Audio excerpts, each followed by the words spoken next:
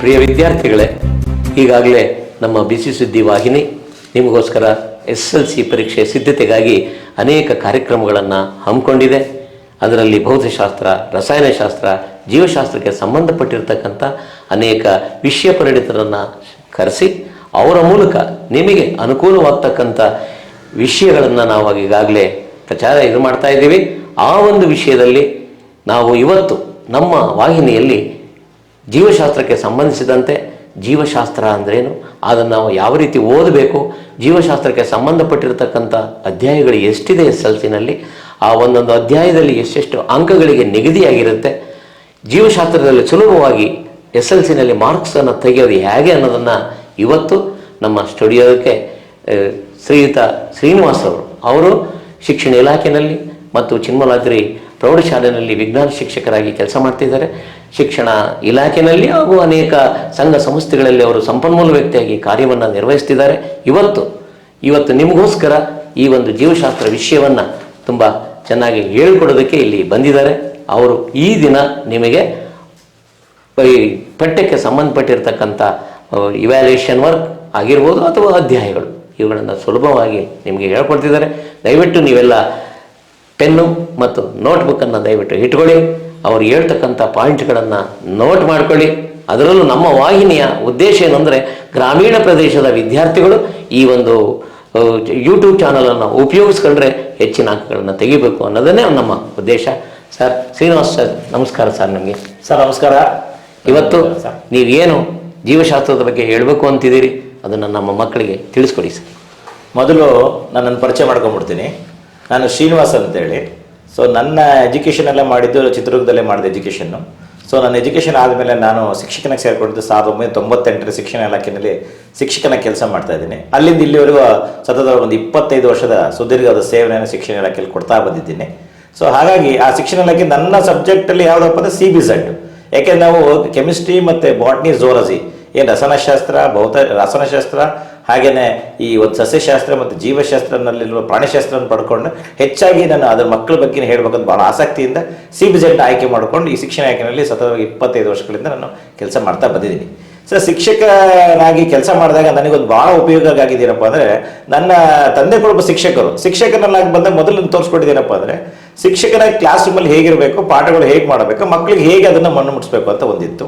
ಹಾಗಾಗಿ ನನಗೆ ಭಾಳ ಆಸಕ್ತಿ ಬಂತು ಈ ಒಂದು ಟೀಚಿಂಗ್ ಫೀಲ್ಡಲ್ಲಿ, ಅಂದರೆ ಶಿಕ್ಷಕ ವೃತ್ತಿನಲ್ಲಿ ಭಾಳಷ್ಟು ಆಸಕ್ತಿ ಬಂತು. ಅಲ್ಲಿಂದ ಇಲ್ಲಿವರೆಗೂ ಭಾಳಷ್ಟು ವಿದ್ಯಾರ್ಥಿಗಳು ನನ್ನ ಕೈಗಳಿಗೆ ಹೋಗಿದ್ದಾರೆ. ಆದರೂ ಪರವಾಗಿಲ್ಲ, ಚೆನ್ನಾಗಿ ಅವರು ಒಂದು ಒಳ್ಳೆಯ ವಿದ್ಯಾಭ್ಯಾಸ ಮಾಡಿ ಮುಂದೆ ಬಂದಿರೋಂಥ ಹೇಳೋಕ್ಕೆ ಒಂದು ಹೆಮ್ಮೆ ಅನಿಸುತ್ತೆ.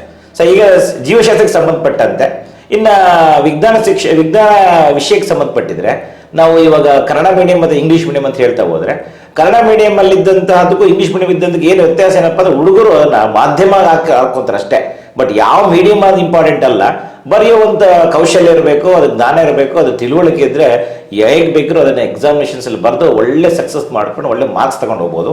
ಏಕೆಂದರೆ ಮೂಲತಃವಾಗಿ ಹೈಸ್ಕೂಲ್ಗಳಲ್ಲಿ ಅಂದರೆ ಪ್ರೌಢಶಾಲೆಗಳಲ್ಲಿ ವಿಜ್ಞಾನ ಚೆನ್ನಾಗಿ ಬೋಧಿಸುವಂಥ ಶಿಕ್ಷಕನಿದ್ದರೆ ಅವ ಮುಂದೆ ಅವರು ಯಾವುದನ್ನ ಆಯ್ಕೆ ಮಾಡ್ಕೋಬೇಕಾದ್ರೆ ಫಸ್ಟ್ ಪ್ರಿಫರೆನ್ಸ್ ಸೈನ್ಸ್ ಆಪ್ಷನ್ ಮಾಡ್ಕೊಂಡು ಹೋಗ್ತಾರೆ. ಹಾಗಾಗಿ ಮೂಲತಃ 8th, 9th, 10th ಆ ಬೇಸಿಕ್ ಸೈನ್ಸ್ ನಾವು ಹೇಳ್ಕೊಡೋಕೆ ಅನುಕೂಲ ಆಗುತ್ತೆ. ಹಾಗಾಗಿ ಈ ವಿಜ್ಞಾನ ವಿಷಯಕ್ಕೆ ಸಂಬಂಧಪಟ್ಟಂತೆ 80 ಅಂಕಗಳು ನಾವು ಆಲ್ರೆಡಿ ನೋಡ್ತಾ ಇದ್ದೀವಿ. ಈಗ ಅದರಲ್ಲಿ ಜೀವಶಾಸ್ತ್ರಕ್ಕೆ ಎಷ್ಟು ಅಂತಂದರೆ 28 ಅಂಕ ಜೀವಶಾಸ್ತ್ರಕ್ಕೆ ಬರುತ್ತೆ. 28 ಅಂಕಗಳನ್ನ ನಾವು ಹೇಗೆ ಗಳಿಸ್ಬೇಕು, ಆ ಅವಧಿ ಎಷ್ಟಿರಬೇಕು, ಆ ಅವಧಿನಲ್ಲಿ ಎಷ್ಟೆಲ್ಲ ಮಾಡಬೇಕು, ಅದನ್ನೆಲ್ಲ ಹೇಗೆ ಬರಿಬೇಕು, ಅದನ್ನು ಅಭ್ಯಾಸ ಮಾಡಬೇಕು ಅನ್ನೋದು ಬಹಳ ಮುಖ್ಯವಾಗಿ ಬರುತ್ತೆ. ಟೋಟಲ್ ಇರುವಂತಹ 38 ಪ್ರಶ್ನೆಗಳಲ್ಲಿ 13 ಪ್ರಶ್ನೆಗಳು ಜೀವಶಾಸ್ತ್ರಕ್ಕೆ ಸಂಬಂಧಪಡುತ್ತೆ. 28 ಮಾರ್ಕ್ಸ್ ಇರುತ್ತೆ. 28 ಮಾರ್ಕ್ಸ್ಗಳನ್ನು ನಾವು ಏನೀಗ MCQ ಕ್ವೆಶನ್ ಆಗಿರ್ಬೋದು, VSA ಅಂತ ಕರೆಯಲಿಲ್ಲ, ವೆರಿ ಶಾರ್ಟ್ ಆನ್ಸರ್ಸ್ ಅಂತ ಆಗಿರ್ಬೋದು, ಅವಾಗಿರ್ಬೋದು ಶಾರ್ಟ್ ಆನ್ಸರ್ಸ್ಗಳು ಅಂಥವಾಗಿರ್ಬೋದು, ಹಾಗೆ ಲಾಂಗ್ ಆನ್ಸರ್ಸ್, ಈ ಥರ ವಿವಿಧ ರೀತಿಯ ಪ್ರಶ್ನೆಗಳನ್ನಾಗಿ ವಿಭಾಗ ಮಾಡಿಟ್ಕೊಂಡಿದ್ದೀವಿ ನಾವು ಆಲ್ರೆಡಿ. ಈ ಪ್ರಶ್ನೆಗಳನ್ನು ನೋಡ್ತಾ ಬಂದಾಗ ಎಷ್ಟು ವಿದ್ಯಾರ್ಥಿಗಳು ಸೈನ್ಸ್ನಲ್ಲಿ ಈಸಿಯಾಗಿ ಸ್ಕೋರ್ ಮಾಡ್ಬೋದಪ್ಪ ಅಂದ್ಕೊಂಡ್ರೆ, ನಾನು ಓವರ್ ಆಗಿ ಹೇಳೋದಾದರೆ ವಿಜ್ಞಾನ ವಿಷಯಕ್ಕೆ ಸಂಬಂಧಪಟ್ಟಿದ್ದಾದರೆ ಈಗ ಒಬ್ಬ ವಿದ್ಯಾರ್ಥಿ ಪಾಸ್ ಆಗೋದಕ್ಕೆ ಎಷ್ಟು ಬೇಕಾಗುತ್ತೆ? 28 ಅಂಕ ಬೇಕು. ಈ 28 ಅಂಕಗಳನ್ನು ಹೇಗೆ ಪಡಿಬೋದು ಅನ್ನೋದಕ್ಕೆ ಒಂದು ಚಿಕ್ಕದಾಗಿ ಒಂದು ಇದು ಕೊಡ್ತೀನಿ, ಟಿಪ್ಸ್ ಕೊಡ್ತೀನಿ. ಇವಾಗ ಈಗ 12 ಅಂಕಗಳು ನಮ್ಮ ವಿಜ್ಞಾನ ಚಿತ್ರದಲ್ಲಿದ್ದಾವೆ. ಭೌತಶಾಸ್ತ್ರ, ಹಾಗೆ ರಸಾಯನಶಾಸ್ತ್ರ, ಹಾಗೆ ಜೀವಶಾಸ್ತ್ರದಲ್ಲಿರುವಂಥ 5 ಅಂಕಗಳು ನಮಗೆ ಈ ಚಿತ್ರಕ್ಕೆ ಸಂಬಂಧಪಟ್ಟ ಬರುತ್ತೆ.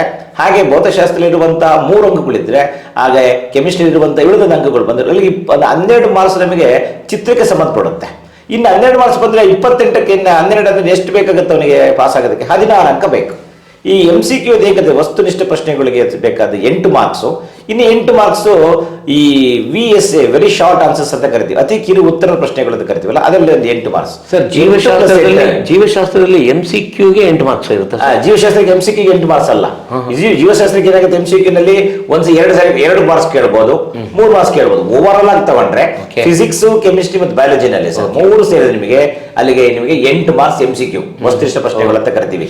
8 ಮಾರ್ಕ್ಸ್ ತಗೊಂಡು VSA ನಲ್ಲಿ 8 ಮಾರ್ಕ್ಸ್ ತಗೊಂಡ್ರೆ 8 8 16 ಟೋಟಲ್ ಆಗಿ ಬಂದ್ಬಿಟ್ರೆ ಭೌತಶಾಸ್ತ್ರ, ರಸಾಯನಶಾಸ್ತ್ರ, ಜೀವಶಾಸ್ತ್ರ ಎಲ್ಲ ಸೇರಿ ಚಿತ್ರ 12 ಮಾರ್ಕ್ಸ್. 12 + 16 28 ಮಾರ್ಕ್ಸ್ ಪಾಸ್ ಅವನು. ಅಂದ್ರೆ ಈ ವಿಜ್ಞಾನ ಕಷ್ಟ ಅನ್ನೋರಿಗೆ, ಎಸ್ಪೆಷಲಿ ಸ್ಲೋ ಲರ್ನರ್ಸ್ ಅಂತ ಕರಿತೀವಿ ನಾವು. ಹುಡುಗರು ವಿದ್ಯಾರ್ಥಿಗಳು ದಡ್ಡಲ್ಲ ಸರ್, ಅವರು ಸ್ಲೋ ಲರ್ನರ್ಸ್ ಕ್ಲಾಸ್ ರೂಮ್ ಇರ್ತಾರೆ. ಅಂದ್ರೆ ನಿಧಾನವಾಗಿ ಕಲಿಯುವಂತ ವಿದ್ಯಾರ್ಥಿಗಳ ಮಟ್ಟಕ್ಕೆ ಕಲಿಸ್ಬೇಕಾದ್ರೆ ನಮಗೊಂದು ಚಾಲೆಂಜಿಂಗ್ ಆಗುತ್ತೆ ಕ್ಲಾಸ್ ರೂಮ್ ಅಲ್ಲಿ. ಆ ಮಕ್ಕಳು ಇಟ್ಕೊಂಡ್ರೆ, ನಾವು ಮನಸ್ಸಲ್ಲಿ ಇಟ್ಕೊಂಡ್ರೆ ಆ ಮಕ್ಕಳು ಏನ್ ಕಲಿಸ್ಬೋದು ನಾವು ಶಾರ್ಟ್ ಟೈಮಲ್ಲಿ. ಈಗ ಎಕ್ಸಾಮ್ ಹತ್ರ ಬಂದಿದೆ, ಎಕ್ಸಾಮ್ ಜಗದ್ 60 ರಿಂದ 62 ದಿವಸ ಎಕ್ಸಾಮ್ ಇದೆ. ಆ ಟೈಮಲ್ಲಿ ಎಷ್ಟಾಗುತ್ತೆ ಅಷ್ಟನ್ನ ಆದಷ್ಟು ಬೇಗ ನಾವು ಮುಗಿಸ್ಕೊಟ್ಟು ಅವರಿಗೆ ಪಾಸ್ ಆಗೋ ಲೆವೆಲ್ ತರಬಹುದು ಅಂತ ನನ್ನ ಒಂದು ಅಭಿಪ್ರಾಯ ಸರ್, ಅನಿಸಿಕೆ ಸರ್. ಒಳ್ಳೇದು ಸರ್, ಹಾಗೆ ಸರ್. ಹೇಳಿ. ಈಗ ವಿಜ್ಞಾನದಲ್ಲಿ, ಅದರಲ್ಲೂ ವಿಶೇಷವಾಗಿ ಜೀವಶಾಸ್ತ್ರದಲ್ಲಿ ಸಂಬಂಧಪಟ್ಟ ಪ್ರಶ್ನೆಗಳು, ಅಂಕಗಳು, ಅವರ ಬಗ್ಗೆ ತಿಳಿಸ್ಕೊಡಿ. ಈಗ ಈ ಪ್ರಶ್ನೆ ಪತ್ರಿಕೆ ವಿನ್ಯಾಸ ಹೇಗಿದೆ ಅಂತಂದ್ರೆ, ನಿಲಿನಿಕಾಶ ಜೊತೆಗೆ ಒಂದು ಬ್ಲೂ ಪ್ರಿಂಟ್ ಜೊತೆಗೆ ಈ ಮುಖ್ಯಾಂಶ ಆಧಾರದ ಘಟಕಗಳು ಅಂತ ಮಾಡಿದ್ದಾರೆ. ಮುಖ್ಯಾಂಶ ಆಧಾರದ ಘಟಕಗಳು ಹೇಗೆ, ಈ ವರ್ಷ ಮಾತ್ರ ಒಂದು ಚಾಪ್ಟರ್ನ ಜೀವಶಾಸ್ತ್ರ ತೆಗೆದಾಕಿದ್ದಾರೆ. ಯಾಕೆ ಅಂದ್ರೆ ನಮಗೆ ಅಲ್ಲಿ ಬ್ಯಾಲೆನ್ಸ್ ಮಾಡ್ಕೊಂಡಿದ್ದಾರೆ ಅವನ್ನೆಲ್ಲ. CBSE ನಲ್ಲಿ ಏನಿತ್ತು ಅದೇ ಯಥಾವತ್ತಾಗಿ ನಾವು ಪಠ್ಯದಲ್ಲಿ ಎಲ್ಲ ಅಧ್ಯಾಯಗಳನ್ನು ಓದಂಗಿಲ್ಲ. ಟೋಟಲ್ ಲಾಸ್ಟ್ ಇಯರ್ ಕಂಪೇರ್ ಮಾಡಿದ್ರೆ ಈ ವರ್ಷಕ್ಕೆ ನಮಗೆ ತೆಗೆದಿರುವಂತ ಲೆಸನ್ ಅಲ್ಲಿ ನಮಗೆ ಒಟ್ಟು 3 ಲೆಸನ್ ಅಲ್ಲಿ ತೆಗೆದಿದ್ದಾರೆ. ಅದರಲ್ಲಿ ಸಂಬಂಧಪಟ್ಟ ಜೀವಶಾಸ್ತ್ರದಲ್ಲಿ 1 ಲೆಸನ್ ತೆಗೆದಿದೆ. ಆ ನೈಸರ್ಗಿಕ ಸುಸ್ಥಿರ ಸಂಪನ್ಮೂಲಗಳ ನಿರ್ವಹಣೆ ಅಂತ ಇತ್ತು, ಅದಕ್ಕೆ ಸಂಬಂಧಪಟ್ಟ ಒಂದು ತೆಗೆದಾಕಿದ್ದಾರೆ. ಹಾಗಾಗಿ ಟೋಟಲ್ ಆಗಿರೋದು ಜೀವಶಾಸ್ತ್ರ ಎಷ್ಟಪ್ಪ ಲೆಸನ್ ಅಂದ್ರೆ ಒಟ್ಟು 5 ಲೆಸನ್. 5 ಲೆಸನ್ ಯಾವ್ಯಾವ ಅಂದ್ರೆ, ಮೊದಲನೇ ಲೆಸನ್ ಜೀವ ಕ್ರಿಯೆಗಳು ಅಂತ ಮೊದಲನೇ ಲೆಸನ್ನು, 2ನೇ ಲೆಸನ್ನು ನಿಯಂತ್ರಣ ಮತ್ತು ಸಹಭಾಗಿತ್ವ ಅಂತ 2ನೇ ಲೆಸನ್ನು, 3ನೇ ಲೆಸನ್ನು ಜೀವಿಗಳು ಹೇಗೆ ಸಂತಾನೋತ್ಪತ್ತಿ ನಡೆಸುತ್ತವೆ, 4ನೇ ಲೆಸನ್ನು ಅನುವಂಶೀಯತೆ, 5ನೇ ಲೆಸನ್ನು ನಮ್ಮ ಪರಿಸರ. ಈಗ 5 ಲೆಸನ್ಗಳು, 5 ಚಾಪ್ಟರ್ಗಳು ಏನಿದಾವಲ್ಲ, ಈ 5 ಚಾಪ್ಟರ್ಗಳು ಒಂದಕ್ಕಿಂತ ಒಂದು ಬ್ಯೂಟಿಫುಲ್ ಚಾಪ್ಟರ್ಸ್, ತುಂಬಾ ಸುಂದರವಾಗಿದ್ದಾವೆ, ತುಂಬಾ ಚೆನ್ನಾಗಿದ್ದಾವೆ. ಆ ಪರಿಕಲ್ಪನೆಗಳು ಕೂಡ ಒಂದಕ್ಕಿಂತ ಒಂದು ಬಹಳ ಚೆನ್ನಾಗಿದೆ. ಈ ಕ್ಲಾಸ್ ರೂಮ್ ಅಲ್ಲಿ ಪಾಠ ಮಾಡಿದಾಗ ಯಾವುದೇ ಶಿಕ್ಷಕರು ನಿಮ್ಮ ಪಾಠ ಚೆನ್ನಾಗಿ ಮಾಡ್ಕೊಟ್ಟಿರ್ತಾರೆ, ನೀವು ಇಷ್ಟಪಟ್ಟು ಅರ್ಥ ಮಾಡ್ಕೊಂಡು ಪಾಠ ಕಲ್ತಿದ್ದೆ ಆದ್ರೆ ಇವು ಯಾವ ಚಾಪ್ಟರ್ ನಿಮಗೆ ಹೊರೆ ಆಗೋಲ್ಲ, ಅವ ಕಷ್ಟ ಅಥವಾ ಕ್ಲಿಷ್ಟಕರ ಅನ್ಸೋದಿಲ್ಲ ಪ್ರಶ್ನೆಗಳು ಪರೀಕ್ಷೆಯಲ್ಲಿ ಬಂದಾಗ. ಹಾಗಾಗಿ ಯಾವ್ಯಾವ ಚಾಪ್ಟರ್ ಎಷ್ಟೆಷ್ಟು ಅಂಕಕ್ಕೆ ಬರುತ್ತೆ ಅಂತ ಹೇಳಕ್ಕಿಂತ ಮುಂಚೆ, ಜೀವಶಾಸ್ತ್ರದಲ್ಲಿ ಒಟ್ಟು ನಾವು ಅದು ವಿಭಾಗ ಮಾಡಿದಾಗ 2 ವಿಭಾಗ ಮಾಡ್ತೀವಿ. ಒಂದು ಜೀವ ಜಗತ್ತು ಅಂತ ಮಾಡಿದಾಗ 25 ಅಂಕ ಫಿಕ್ಸ್. ಅದು ಜೀವ ಜಗತ್ತಿನಲ್ಲಿ ಯಾವ ಬರ್ತವೆ, ಜೀವಕ್ರಿಯೆಗಳು, ನಿಯಂತ್ರಣ ಮತ್ತು ಸಹಭಾಗಿತ್ವ, ಜೀವಿಗಳು ಹೇಗೆ ಸಂತಾನೋತ್ಪತ್ತಿ ನಡೆಸುತ್ತವೆ, ಮತ್ತು ಇನ್ನೊಂದು ಅನುವಂಶೀಯತೆ. ಇವಿಷ್ಟು ಸೇರಿ ಜೀವ ಜಗತ್ತು ಒಂದು ಮುಖ್ಯಾಂಶ ಆಧಾರಿತವನ್ನ ಪ್ರಶ್ನೆ ಪತ್ರಿಕೆಯನ್ನು ಆಲ್ರೆಡಿ SSLC ಬೋರ್ಡ್ ಬಿಡುಗಡೆ ಮಾಡಿದ್ದಾರೆ. ಅದು 25 ಅಂಕ ಆಯ್ತು.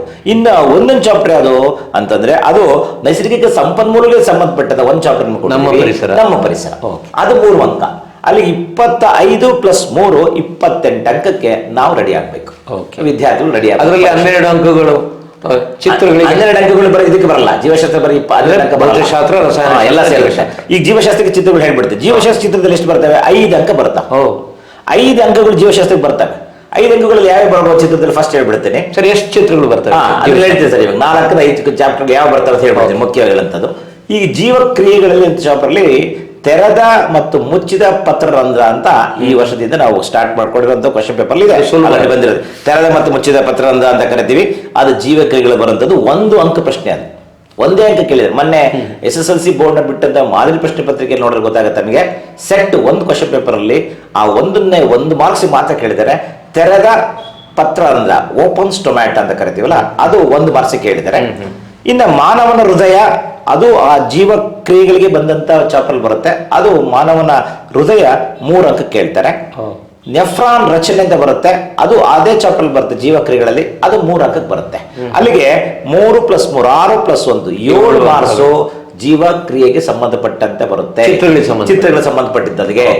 ಅದಾಯ್ತಲ್ಲ. ಇವಾಗ ಆ 3 ಕ್ವಶನ್ ಅಲ್ಲಿ ತೆಗೆದು ಕಲ್ತ್ರೆ 3ರಲ್ಲಿ ಯಾವ್ದಾದ್ರು 1 ಅಥವಾ 2 ಬಂದೇ ಬರಬೇಕು. ಹಾಗಾಗಿ ಅದು ಒಂದಾಯ್ತು. ಇನ್ನ ನಿಯಂತ್ರಣ ಮತ್ತು ಸಹಭಾಗಿತ್ವದಲ್ಲಿ ಎಲ್ಲರಿಗೂ ಗೊತ್ತಿರುವಂತದ್ದು ಮುಖ್ಯವಾದ ಒಂದು ಚಿತ್ರ ಇದೆ, ಅದು ಮಾನವನ ಮೆದುಳು. 4 ಅಂಕ ಕೇಳ್ತಾರೆ. ಅದನ್ನ 4 ಅಂಕಕ್ಕೆ ಕೇಳುವಂತ ಸಂಭವ ಪ್ರಶ್ನೆಗಳಿದಾವೆ, 4 ಅಂಕಕ್ಕೆ ಬರುತ್ತೆ.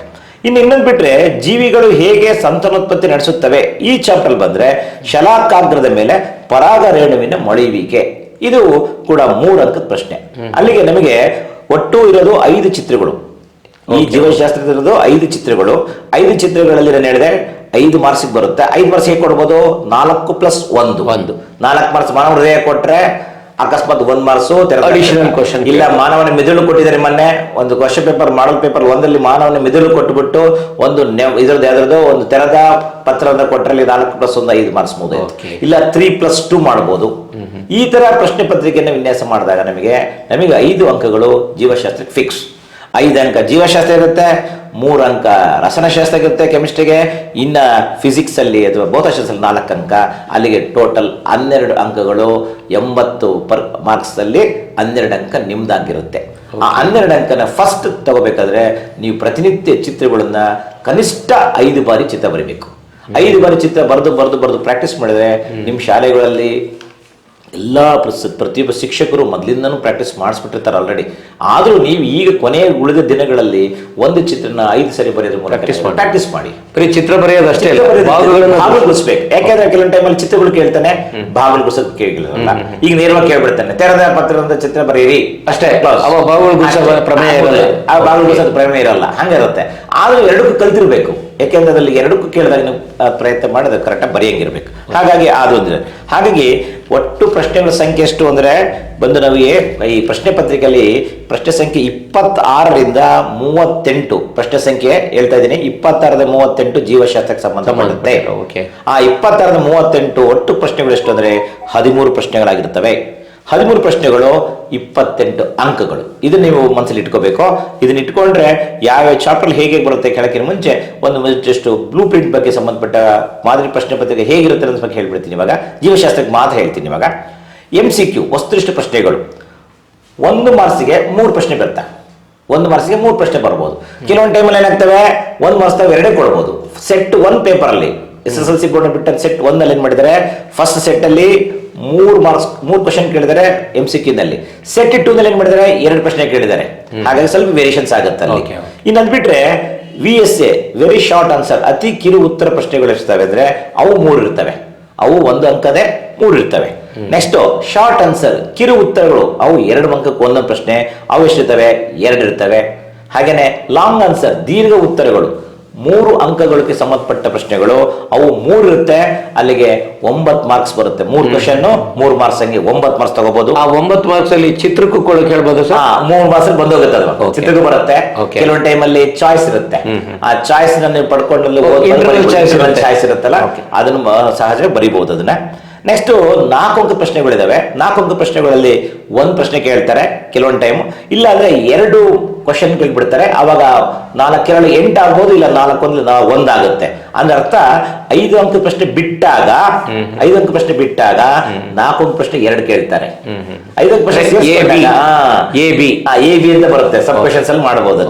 ಅಕಸ್ಮಾತ್ 5 ಅಂಕ ಪ್ರಶ್ನೆ ಕೇಳಿದ್ರೆ ಈಗ ಸೆಟ್ 1 ಪೇಪರ್ ಅಲ್ಲಿ ಬಂದಿದೆ 5 ಅಂಕ ಪ್ರಶ್ನೆ 1 ಬಂದಿದೆ.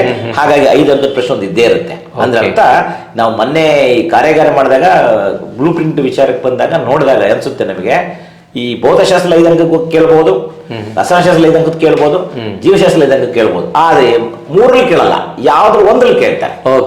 ಒಂದ್ಸರಿ ಭೌತಶಾಸ್ತ್ರ ಕೇಳಿರ್ಬೋದು 1 ವರ್ಷ, ಇನ್ನೊಂದು ವರ್ಷದಲ್ಲಿ ಕೆಮಿಸ್ಟ್ರಿಯಲ್ಲಿ ಕೇಳ್ಬೋದು, ಇನ್ನೊಂದು ವರ್ಷದಲ್ಲಿ ಜೀವಶಾಸ್ತ್ರದಲ್ಲಿ ಕೇಳ್ಬೋದು. ಹಾಗಾಗಿ ನಾನು ಈಗ ನೋಡಿದಾಗ ಏನಾಯ್ತು, ಮೊನ್ನೆ ಪೇಪರ್ ಬಿಟ್ಟಾಗ ಮಾದರಿ ಪ್ರಶ್ನೆ ಪತ್ರಿಕೆಯಲ್ಲಿ ಸೆಟ್ 1 ನಲ್ಲಿ ಏನಾಗಿದೆ ಅಂದ್ರೆ 5 ಅಂಕದ ಕೇಳಿಲ್ಲ ಅವರು, 5 ಅಂಕದ ಕೇಳಿದ್ದಾರೆ. ಸೆಟ್ 2 ನಲ್ಲಿ 5 ಅಂಕದ ಕೇಳಿಲ್ಲ. ಇವಾಗ ಏನರ್ಥ ಆಗುತ್ತೆ ಅಂದ್ರೆ ನಮಗೆ ಗೊತ್ತಿರಬೇಕು ಅಷ್ಟೇ. ಅಷ್ಟು ಜ್ಞಾಪಕ ಇಟ್ಕೊಂಡ್ರೆ 28 ಮಾರ್ಕ್ಸ್ ನ ಆರಾಮಾಗಿ ತಗೋಬಹುದು ಜೀವಶಾಸ್ತ್ರದಲ್ಲಿ. ಹೈಯೆಸ್ಟ್ ಅದನ್ನೇ 27 ಮಾರ್ಕ್ಸ್ ಫಿಸಿಕ್ಸ್ ಇದೆ. ನೆಕ್ಸ್ಟ್ ನಮ್ಗೆ ಹೈಯೆಸ್ಟ್ ಅಲ್ಲಿ ಬಂದಾಗ 28 ಮಾರ್ಕ್ಸ್ ಹೈಯೆಸ್ಟ್ ಇದೆ. ಎಲ್ಲದರಲ್ಲೂ 3 ಭಾಗದಲ್ಲಿ 28 ಮಾರ್ಕ್ಸ್ ಹೈಯೆಸ್ಟ್. 25 ಮಾರ್ಕ್ಸ್ ಮಾತ್ರ ಕೆಮಿಸ್ಟ್ರಿ ಅದು 25 ಅಂಕಗಳು ಮಾತ್ರ. ಟೋಟಲ್ ನಮಗೆ 80 ಮಾರ್ಕ್ಸ್, 38 ಪ್ರಶ್ನೆ, 180 ನಿಮಿಷ, 3 ಗಂಟೆ ಅವಧಿ. ಅಲ್ಲಿಗೆ ನಿಮ್ಗೆ 15 ನಿಮಿಷ ಎಕ್ಸ್ಟ್ರಾ. 15 ನಿಮಿಷ ಎಕ್ಸ್ಟ್ರಾ ನೀವು ಹೆಂಗ್ ಬಳಸ್ಕೊತೀರಾ? ಪ್ರಶ್ನೆ ಪತ್ರಿಕೆ ಓದ್ಕೊಳ್ತೀರಾ, 10 ನಿಮಿಷ ಅನ್ಕೊಳ್ಳಿ, ಕೊನೆಗೆ 5 ನಿಮಿಷ ಉಳಿಸ್ಕೊಳ್ಳಿ, ಕೊನೆಗೆ ಸ್ಕ್ರೂಟಿನಿ ಮಾಡ್ರಿ, ನೀವೇನೆ ಸೆಲ್ಫ್ ಅನಲೈಸ್ ಮಾಡ್ಕೊಂಡು ಚೆಕ್ ಮಾಡ್ಕೊಂಡು ಕೊನೆಗೆ ನೋಡ್ಕೊಂತ ಬರ್ರಿ, ಯಾವ ಕ್ವಶನ್ ಬಿಟ್ಟಿದೆಯಾ, ಯಾವ ಕ್ವಶನ್ ಬರ್ದಿದ್ಯಾ, ಸರಿ ಇದೆಯಲ್ಲ, ಒಂದು 5 ನಿಮಿಷ ಅದಕ್ಕೋಸ್ಕರ ಒಂದು ಗ್ಲಾನ್ಸ್ ಮಾಡು ಕೊನೆಗೆ. ಸೊ ಈ ತರ ಮಾಡಿದ್ರೆ ಏನಾಗುತ್ತೆ, ಈ 15 ನಿಮಿಷ ಟೈಮನ್ನು ನಾವು ಅಲ್ಲಿ ಬಳಸ್ಕೋಬಹುದು. ಈ ತರ ಪ್ರಶ್ನೆ ಪತ್ರಿಕೆ ವಿನ್ಯಾಸದಲ್ಲಿ ಅದಿದೆ ಫಸ್ಟ್. ಆ ಚಾಪ್ಟರ್ ವೈಸಲ್ಲಿ ಅದೇ ಇರೋದು ನಮಗೆ. ಇನ್ನ ಈ ಚಿತ್ರಗಳ ಬಗ್ಗೆ ಆಯ್ತು. ಇನ್ನ ಪ್ರಶ್ನೆ ಪತ್ರಿಕೆ ಸ್ವರೂಪ ಹೇಗಿರುತ್ತೆ ಅಂತ ಹೋದ್ರೆ ಆ ಸ್ವರೂಪದಲ್ಲಿ ನಾವು ಈ ಸ್ಮರಣೆ ಅಂತ ಕರಿತೀವಿ, ರಿಮೆಂಬರಿಂಗ್ ಅಂತ ಕರಿತೀವಲ್ಲ, ಆ ರಿಮೆಂಬರಿಂಗ್ ಎಷ್ಟು ಮಾರ್ಕ್ಸ್ಗೆ 16 ಅಂಕಕ್ಕೆ ಬರುತ್ತೆ ಟೋಟಲ್ ಆಗಿ. ಅಂದ್ರೆ ಫಿಸಿಕ್ಸು, ಕೆಮಿಸ್ಟ್ರಿ, 16 ಅಂಕ ಅಂದ್ರೆ ಅಬೌಟ್ ಒಂದು 20% ಅಂದ್ರೆ 8ರಲ್ಲಿ 16 ಮಾರ್ಕ್ಸ್ ಬರುತ್ತೆ. ಇನ್ನು ಅದ್ಬಿಟ್ರೆ ತಿಳುವಳಿಕೆ, ಅಂಡರ್ಸ್ಟ್ಯಾಂಡಿಂಗ್ ಸಂಬಂಧಪಟ್ಟ ಬಂದ್ರೆ ಅದು 40%. 80 ಮಾರ್ಕ್ಸಿಗೆ 40% ಅಂದ್ರೆ 32 ಅಂಕ. 32 ಅಂಕ ಭೌತಶಾಸ್ತ್ರ, ರಸನಶಾಸ್ತ್ರ, ಜೀವಶಾಸ್ತ್ರ ಕೇಳುವಂತ ಸೇರಿ ಅಷ್ಟು ಸೇರಿ. ಅಂಡರ್ಸ್ಟ್ಯಾಂಡ್. ಇನ್ನ ಅನ್ವಯ, ಇಲ್ಲೇ ಬಹಳ ಜನ ಹುಡುಗರು ತಪ್ಪುಗಳು ಮಾಡೋದಿಲ್ಲ, ಅನ್ವಯ ಪ್ರಶ್ನೆಗಳು. ಈ ಕ್ವಶನ್ಗಳು ಯಾವ ರೀತಿ ನಮ್ಮಲ್ಲಿ ವರ್ಷ ಏನು ಈ ಅಪ್ಲಿಕೇಶನ್ ಓರಿಯೆಂಟೆಡ್ ಇದಾವಲ್ಲ, ಅನ್ವಯಿಕಗಳು ಅಂದ್ರೆ ವಿಜ್ಞಾನವನ್ನ ತಿಳ್ಕೊಳ್ತೀವಿ, ಓದ್ತೀವಿ, ಕ್ಲಾಸ್ ಅರ್ಥ ಮಾಡ್ಕೊಳ್ತೀವಿ, ಶಿಕ್ಷಕರು ಹೇಳಿದ್ರು, ಆದ್ರೆ ಹೇಗೆ ದಿನದ ಜೀವನದಲ್ಲಿ ಬಳಸ್ತೀವಿ ನಾವು, ಅದ್ರ ಮೇಲೆ ಏನ್ ಮಾಡ್ತಾರೆ, ಇಂಥವೇ ಪ್ರಶ್ನೆಗಳು ಬರ್ತವೆ ಅಂತ ಎಕ್ಸ್ಪೆಕ್ಟ್ ಮಾಡಕ್ ಆಗಲ್ಲ. ಪ್ರತಿ ವರ್ಷನೂ ಕೂಡ ಒಂದೊಂದು ವಿವಿಧ ರೀತಿಯಲ್ಲಿ ಪ್ರಶ್ನೆಗಳು ಕೇಳ್ತಾರೆ, ನಿರ್ದಿಷ್ಟವಾಗಿರಲ್ಲ. ಹಾಗಾಗಿ ನಾವು ಅದನ್ನ ರೆಡಿ ಆಗ್ಬೇಕು. ಹಾಗಾಗಿ ಕ್ವಶನ್ ಪೇಪರ್ ಸಾಲ್ವ್ ಮಾಡಿದ್ರೆ ಒಂದು 4-5 ವರ್ಷದ್ದು ನಿಮಗೊಂದು ಐಡಿಯಾ ಬರುತ್ತೆ, ಹೆಂಗಿರುತ್ತೆ ಅನ್ವಯಿಕ ಪ್ರಶ್ನೆಗಳು, ಅಪ್ಲಿಕೇಶನ್ ಕ್ವಶನ್ ಹೇಗಿರುತ್ತೆ ಅಂತ ಇರ್ತವೆ. ಅದು 20% ಅಂದ್ರೆ 16 ಮಾರ್ಕ್ಸ್ ಬರ್ತವೆ. ಇನ್ನು ಮುಖ್ಯವಾಗಿ ಕೌಶಲ್ಯ ಅಂದ್ರೆ ಈ ಡಯಾಗ್ರಾಮ್ ಸ್ಕಿಲ್ ಬೇಸ್ಡ್ ಕ್ವಶನ್ಸ್ ಬರ್ತಾವಲ್ಲ, ಆ ಸ್ಕಿಲ್ ಬೇಸ್ಡ್ ಕ್ವಶನ್ಸ್ ಎಷ್ಟು 15%, 12 ಮಾರ್ಕ್ಸ್. 12 ಮಾರ್ಕ್ಸ್ ಈಗಿನ ಹೇಳಿದೆ ನಿಮ್ಗೆ ಹೆಂಗೆ ಬರ್ತವೆ ಅಂತ. ಈ 12 ಮಾರ್ಕ್ಸ್ ಜೊತೆಗೆ ಇನ್ನೊಂದು ಸೇರಿಸಿದ್ದಾರೆ ಈ ವರ್ಷದಿಂದ HOT, hot questions, higher order thinking questions ಅಂತ. ಅಂದ್ರೆ ಅತ್ಯುನ್ನತ ವಿಧಾನದಲ್ಲಿ ನಾವು ಕೌಶಲ್ಯ ಆಧಾರಿತನ ಯೋಚನೆ ಮಾಡಿ ಬರಿಬೇಕಾಗತ್ತೆ. ಚಿತ್ರ ಕೊಟ್ಟು ಚಿತ್ರದ ಮೇಲೆ ಪ್ರಶ್ನೆಗಳು ಕೇಳ್ತಾರೆ. ಹಾಗೆ ಆ ಚಿತ್ರದ ಮೇಲೆ ಪ್ರಶ್ನೆಗಳು ಕೇಳಿದಾಗ ಈ ಫಾರ್ ಎಕ್ಸಾಂಪಲ್ ಜೀವಶಾಸ್ತ್ರದಲ್ಲಿ ನಾವು ಜೀವಿಗಳು ಹೇಗೆ ಸಂತಾನೋತ್ಪತ್ತಿ ನಡೆಸುತ್ತವೆ ಆ ಚಾಪ್ಟರ್ ಅಲ್ಲಿ 2 ಮುಖ್ಯವಾದ ಚಿತ್ರಗಳಿದಾವೆ. ಹುಡುಗರಿಗೆ ಆ ಚಿತ್ರ ಬರೆಯೋದಿಸಿಟಿ ಇಲ್ಲ. ಯಾವ್ದಪ್ಪ ಅಂದ್ರೆ male reproductive system, female reproductive system. ಅಂದ್ರೆ ಇಲ್ಲಿ ಪುರುಷ ಜನನಾಂಗ ವಿಭಾಗದ ಬಗ್ಗೆ ಹಾಗೆ ಸ್ತ್ರೀ ಜನನಾಂಗ ವಿಭಾಗದ ಬಗ್ಗೆ 2 ಚಿತ್ರಗಳು ಕೊಟ್ಟಿದ್ದಾರೆ. ಆ 2 ಚಿತ್ರಗಳು ಬರೆಯೋದಕ್ಕೆ ಕೊಟ್ಟಿಲ್ಲ ಅವರು, ಅದರಲ್ಲಿರುವಂತ ಭಾಗಗಳ ಮೇಲೆ ಪ್ರಶ್ನೆಗಳು ಸೇರಿಕೊಡಬಹುದು. ಈ ಸೆಟ್ 1 ಕ್ವಶನ್ ಪೇಪರ್ ಮನೆ ನೋಡಿದಾಗ ಗೊತ್ತಾಗುತ್ತೆ. MCQ ಮೇಲೆ ಒಂದು ಕ್ವಶನ್ ಕೇಳ್ತಾರೆ. ಆ MCQ ಮೇಲೆ ಕ್ವಶನ್ ಹೆಂಗ್ ಕೇಳಿದ್ದಾರೆ, ಈ ಹೆಣ್ಣಿನ ಜನಾಂಗ ವಿಭಾಗ ಕೊಟ್ಟುಬಿಟ್ಟು ಅಂಡನಾಳಗಳನ್ನ ಬ್ಲಾಕ್ ಮಾಡೋದು B ಅಂತ ಕೊಟ್ಟು ಅಂಡನಾಳ ಬ್ಲಾಕ್ ಇಲ್ದವನ್ನ A ಕೊಟ್ಟಿದ್ದಾರೆ. ಅಂದ್ರೆ ಅವರಿಗೆ ಟ್ಯುಬೆಕ್ಟಮಿ ಮಾಡಿದ್ದಾರೆ ಅಂತ ಅರ್ಥ. ಟ್ಯುಬೆಕ್ಟಮಿ ಮಾಡಿದಾಗ ಏನಾಗುತ್ತೆ, ಅಂಡನಾಳದಲ್ಲಿ ನಿಷೇಚನ ಕ್ರಿಯೆ ನಡೆಯಲ್ಲ, ಇದ್ರಲ್ಲಿ ನಡೀತಾ ಇದೆ. ಇವೆರಡರಲ್ಲಿ ಯಾವ್ದು ಸರಿ ಯಾವ್ದು ತಪ್ಪು ಅಂತ ಪ್ರಶ್ನೆಗಳು ಕೇಳ್ತಾರೆ. ಅಂದ್ರೆ ಹಂಗೆ ಯೋಚನೆ ಮಾಡಿ ಅದಕ್ಕೆ ಮಾಡ್ಕೊಂಡಿದ್ರೆ HOT ಕ್ವಶನ್ ಅಂತ ಕರಿತೀವಿ, ಹೈಯರ್ ಆರ್ಡರ್ ಥಿಂಕಿಂಗ್ ಕ್ವಶನ್. ಈ ಬಾರಿ ಅದು ಆ ರೀತಿ ಈ ವರ್ಷ ಅದು ಆಲ್ಮೋಸ್ಟ್ ಒಂದು 4 ಮಾರ್ಕ್ಸ್ ಬರುತ್ತೆ. ಈ 4 ಮಾರ್ಕ್ಸ್ ನಿಮಗೆ ಚಾಲೆಂಜಿಂಗ್ ಆಗಿರುತ್ತೆ. ಹುಡುಗರಿಗೆ, ಕೆಲವು ಗ್ರಾಮೀಣ ಪ್ರದೇಶದಲ್ಲಿರುವಂತ ಮಕ್ಕಳಿಗೆ ದಯಮಾಡಿ ಅರ್ಥ ಮಾಡ್ಕೊಳ್ರಿ ಅಂತ ಪ್ರಶ್ನೆಗಳು. ಅಷ್ಟು ಪ್ರಶ್ನೆ ಪತ್ರಿಕೆಗಳನ್ನ ಚೆನ್ನಾಗಿ ಓದಿ ಅರ್ಥ ಮಾಡ್ಕೊಂಡು ನಿಧಾನವಾಗಿ ಅಟೆಂಡ್ ಮಾಡ್ಬೇಕಾಗತ್ತೆ. ನಮ್ಮ ಶಿಕ್ಷಕರು ಹೇಳ್ತಾ ಇದ್ರು, ನನ್ನ ಹೈಸ್ಕೂಲ್ ಶಿಕ್ಷಕರು, ಥಿಂಕ್ ಬಿಫೋರ್ ಇಂಕ್ ಅಂತ ಹೇಳೋ ಪದ ಹೇಳೋದು. ಆ ಥಿಂಕ್ ಬಿಫೋರ್ ಇಂಕ್ ಅಂತ ಏನಪ್ಪಾ ಅಂದ್ರೆ ಬರೆಯೋಕೆ ಮುಂಚೆ 10 ಸರಿ ಯೋಚನೆ ಮಾಡು ಅಂತೇಳಿ. ನಮ್ಮ ಟೈಮಲ್ಲಿ ಲಿಮಿಟ್ ಇಟ್ಕೊಂಡು ಯೋಚನೆ ಮಾಡಿ ಅಟೆಂಡ್ ಮಾಡಿದ್ರೆ ಯಾವ ನಿಮಗೆ ಕಷ್ಟ ಅನ್ಸಲ್ಲ. ಹೀಗೆ ಈ ಚಿತ್ರ ಆಧಾರಿತ ಪ್ರಶ್ನೆಗಳನ್ನ ಕೇಳೋದು CBSE ಇದೆ, ಸ್ಟೇಟ್ ಬೋರ್ಡಲ್ಲಿದೆ. ನಾವು CBSE ಸ್ಟೇಟ್ ಬೋರ್ಡ್ ಡಿಫ್ರೆನ್ಸಸ್ ಏನು ಮಾಡೋದು ಬೇಡ. ಅವರಲ್ಲಿರೋ ಕ್ವಶನ್ ಪೇಪರ್ ದೆಹಲಿನಲ್ಲಿ ಪಬ್ಲಿಕೇಶನ್ಸ್ ರೆಡಿ ಮಾಡ್ತಾರೆ, ನಮ್ಮ ಸ್ಟೇಟ್ ಗೌರ್ಮೆಂಟ್ ಮಾಡ್ತೀವಿ ಅಷ್ಟೇ. ಬಟ್ ವಿಜ್ಞಾನ ಒಂದು ಚಾಲೆಂಜಿಂಗ್ ಆಗಿರುತ್ತೆ, ಬೇರೆ ಸಬ್ಜೆಕ್ಟ್ ಕಂಪೇರ್ ಮಾಡಿದ್ರೆ ಯಾವತ್ತು ಚಾಲೆಂಜಿಂಗ್ ಆಗಿರೋದ್ರಿಂದ ನಾವು ಅದನ್ನ ರೆಡಿ ಆಗಿದ್ರೆ ಅದನ್ನ ಕರೆಕ್ಟಾಗಿ ಅಟೆಂಡ್ ಮಾಡ್ಬೋದು ಸರ್. ಹೀಗಾಗಿ ಈ ರೀತಿಯಲ್ಲಿ ನಾವು ಅದನ್ನ ಪ್ರಶ್ನೆ ಪತ್ರಿಕೆ ಸ್ವರೂಪ ನಾನು ಬ್ರೀಫಾಗಿ ಹೇಳಿದ್ದೀನಿ. ಈಗ ಚಾಪ್ಟರ್ ವೈಸ್ ಹೇಳ್ತಾ ಹೋಗೋಣ ಅಂದ್ರೆ ಒಂದೊಂದೇ ಚಾಪ್ಟರ್ಲಿ ಪ್ರಶ್ನೆಗಳು ಹೇಗೆ ಬರ್ತವೆ, ಹೇಗೆ ಬರ್ತವೆ ಅನ್ನೋದನ್ನ ಬ್ರೀಫಾಗಿ ಅದನ್ನ ಹೇಳ್ತಾ ಹೋಗೋಣ ಇವಾಗ ಅದನ್ನ. ಈಗ ಮೊದಲನೇ ಚಾಪ್ಟರ್ ಸರ್, ಜೀವಕ್ರಿಯೆಗಳಂತಿದೆ.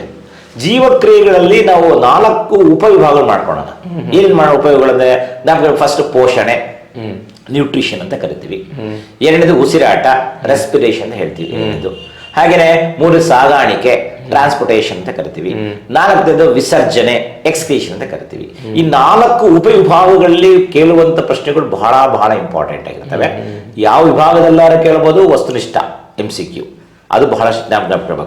ಅತಿ ಕಿರು ಉತ್ತರಗಳು ಕೇಳಬಹುದು, 1 ಅಂಕದ ಕೇಳಬಹುದು, 2 ಅಂಕದ್ದು, 3 ಅಂಕದ ಕೇಳಬಹುದು, 4 ಅಂಕದ ಚಿತ್ರಗಳು ಕೇಳಬಹುದು, 3 ಅಂಕದ ಚಿತ್ರಗಳು ಕೇಳಬಹುದು ಅಂತ ಹೇಳಿದೆ ನಾನು.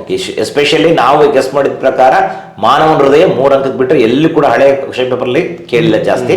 3 ಅಂಕಕ್ಕೆ ಫಿಕ್ಸ್ ಆಗ್ಬಿಡೋಣ ನೀವು. 3 ಅಂಕದ ಪ್ರಶ್ನೆಗಳು ಅದು ಕೇಳೋ ಸಾಧ್ಯತೆ ಇದೆ. ಮಾನವನ ಹೃದಯ. ನೆಫ್ರಾನ್ ಚಿತ್ರನ ಸ್ವಲ್ಪ ಬರೆಯೋದು ಕ್ಲಿಷ್ಟಕರ ಅನ್ಸಿದ್ರೆ ಸಿಂಪಲ್ ಆಗಿ ಬರೆಯೋದನ್ನ ಇವತ್ತು ನಾವು ಬಹಳ ಕಡೆ ನಾವು ಯೂಟ್ಯೂಬ್ ಅಲ್ಲಿ ಕೆಲವೊಂದು ನೋಡಿದಾಗ ಗೊತ್ತಾಗುತ್ತೆ. ನಾವು ಬರೆಯೋದು ಬಹಳ ಸಿಂಪಲ್ ಆಗಿ ಸರಳವಾಗಿ ಬರುವಂತ ವಿಧಾನಗಳು ಕೂಡ ಇದಾವೆ. ಅದನ್ನ ನಾವು ಬೋಮನ್ಸ್ನ ಕೋಶ ಬರಿತೀವಿ. ಬಹುಮನ ಕೋಶ ಬರುತ್ತೆ, ಒಂದು ಕೊಳವೆ ಆಕಾರ ರಚನೆ ಬರಿತೀವಿ, ಅದನ್ನ ಸಂಗ್ರಾಹಕ ನಾಳ ಬರೆದ್ರೆ ಅಷ್ಟೇ ಸಾಕು. ಅದು ಕಂಪ್ಲೀಟ್ ಲೋಮನಾಳಗಳು ಬರಿಬೇಕು, ಅದಕ್ಕೆ ರಕ್ತನಾಳಗಳನ್ನೆಲ್ಲ ಬರಿಬೇಕು ಅಂತ ಏನಿಲ್ಲ. ಏನಿಲ್ಲ, ಆ ಭಾಗಗಳು ಯಾವ ಒಂದು ಪರಿಕಲ್ಪನೆ ಇದ್ರೆ. ಯಾಕಂದ್ರೆ ಮೂತ್ರ ವಿಸರ್ಜನೆ ಸಂದರ್ಭದಲ್ಲಿ ಆಗುವ ಮೂತ್ರ ಹೇಗೆ ಕಲೆಕ್ಟ್ ಆಗುತ್ತೆ, ಸಂಗ್ರಹಣೆ ಆಗುತ್ತೆ, ಹೇಗೆ ಶುದ್ಧೀಕರಿಸಲ್ಪಡುತ್ತೆ ಗ್ಲಮರಲ್ಸ್ ಮೂಲಕ, ಅದನ್ನ ಬ್ರೀಫ್ ಆಗಿ ಬರೆದು ತೋರಿಸ್ಬಿಟ್ಟು ಅದು ಸಾಕಾಗುತ್ತೆ. ಪೋಷಣೆಗೆ ಸಂಬಂಧಪಟ್ಟಂತ ಬಂದ್ರೆ ಪೋಷಣೆಯಲ್ಲಿ ಮುಖ್ಯವಾಗಿರುವಂತದ್ದು 2 ಸ್ವಪೋಷಕಗಳು, ಪರಪೋಷಕಗಳು ಬರ್ತದೆ. ಈ ಸ್ವಪೋಷಕಗಳು ಪರಪೋಷಕಗಳಿಗೆ ಒಂದು ಮುಖ್ಯವಾಗಿ ಏನಪ್ಪಾ, ನೀವನ್ನು ಡಿಫ್ರೆನ್ಸಸ್ ಕಲ್ತಿರ್ಬೇಕು, ವ್ಯತ್ಯಾಸಗಳು ಕೇಳ್ತಾರೆ. ಸ್ವಪೋಷಕದಲ್ಲಿ ಕೇಳುವಂಥದ್ದು ಮುಖ್ಯವಾಗಿ ಏನಪ್ಪ, ಸಮೀಕರಣ ಕೇಳ್ತಾರೆ. ಹಸಿರು ಸಸ್ಯಗಳು ತಮ್ಮ ಆಹಾರ ತಯಾರಿಸ್ಕೊಳ್ತವೆ, ಸಮೀಕರಣ ಬರೆಯೋದ್ರ ಮೂಲಕ ಸ್ವಪೋಷಕ ವಿವರಣೆ ಮಾಡಪ್ಪ ಅಂತಂದ್ರೆ ಸ್ವಪೋಷಕಗಳು ಆದಷ್ಟು ಈಸಿಯಾಗಿ ಬರಿಬೋದು. ಆದ ಸಮೀಕರಣ ಪ್ರಾಕ್ಟೀಸ್ ಮಾಡಬೇಕು. ಸಮೀಕರಣನ ಸರಿದೂಗಿಸ್ದಂಗೆ ಬರೆದ್ರೆ ನಿಮಗೆ 2 ಮಾರ್ಕ್ಸ್ ಅಂಕ, 1 ಅಂಕ ಬರುತ್ತೆ. ಹಾಗೆ ಸರಿದೂಗಿಸ್ತಾ ಇದ್ರೆ ಮಾರ್ಕ್ಸ್ ಹೋಗುತ್ತೆ. ಸ್ವಪೋಷಕಗಳ ಬಗ್ಗೆ ಚೆನ್ನಾಗಿ ಅರ್ಥ ಮಾಡ್ಕೋಬೇಕು, ಪ್ರಾಕ್ಟೀಸ್ ಮಾಡಬೇಕು, ಮರಿದಂಗೆ. ಅದು ಸ್ವಪೋಷಕಗಳು.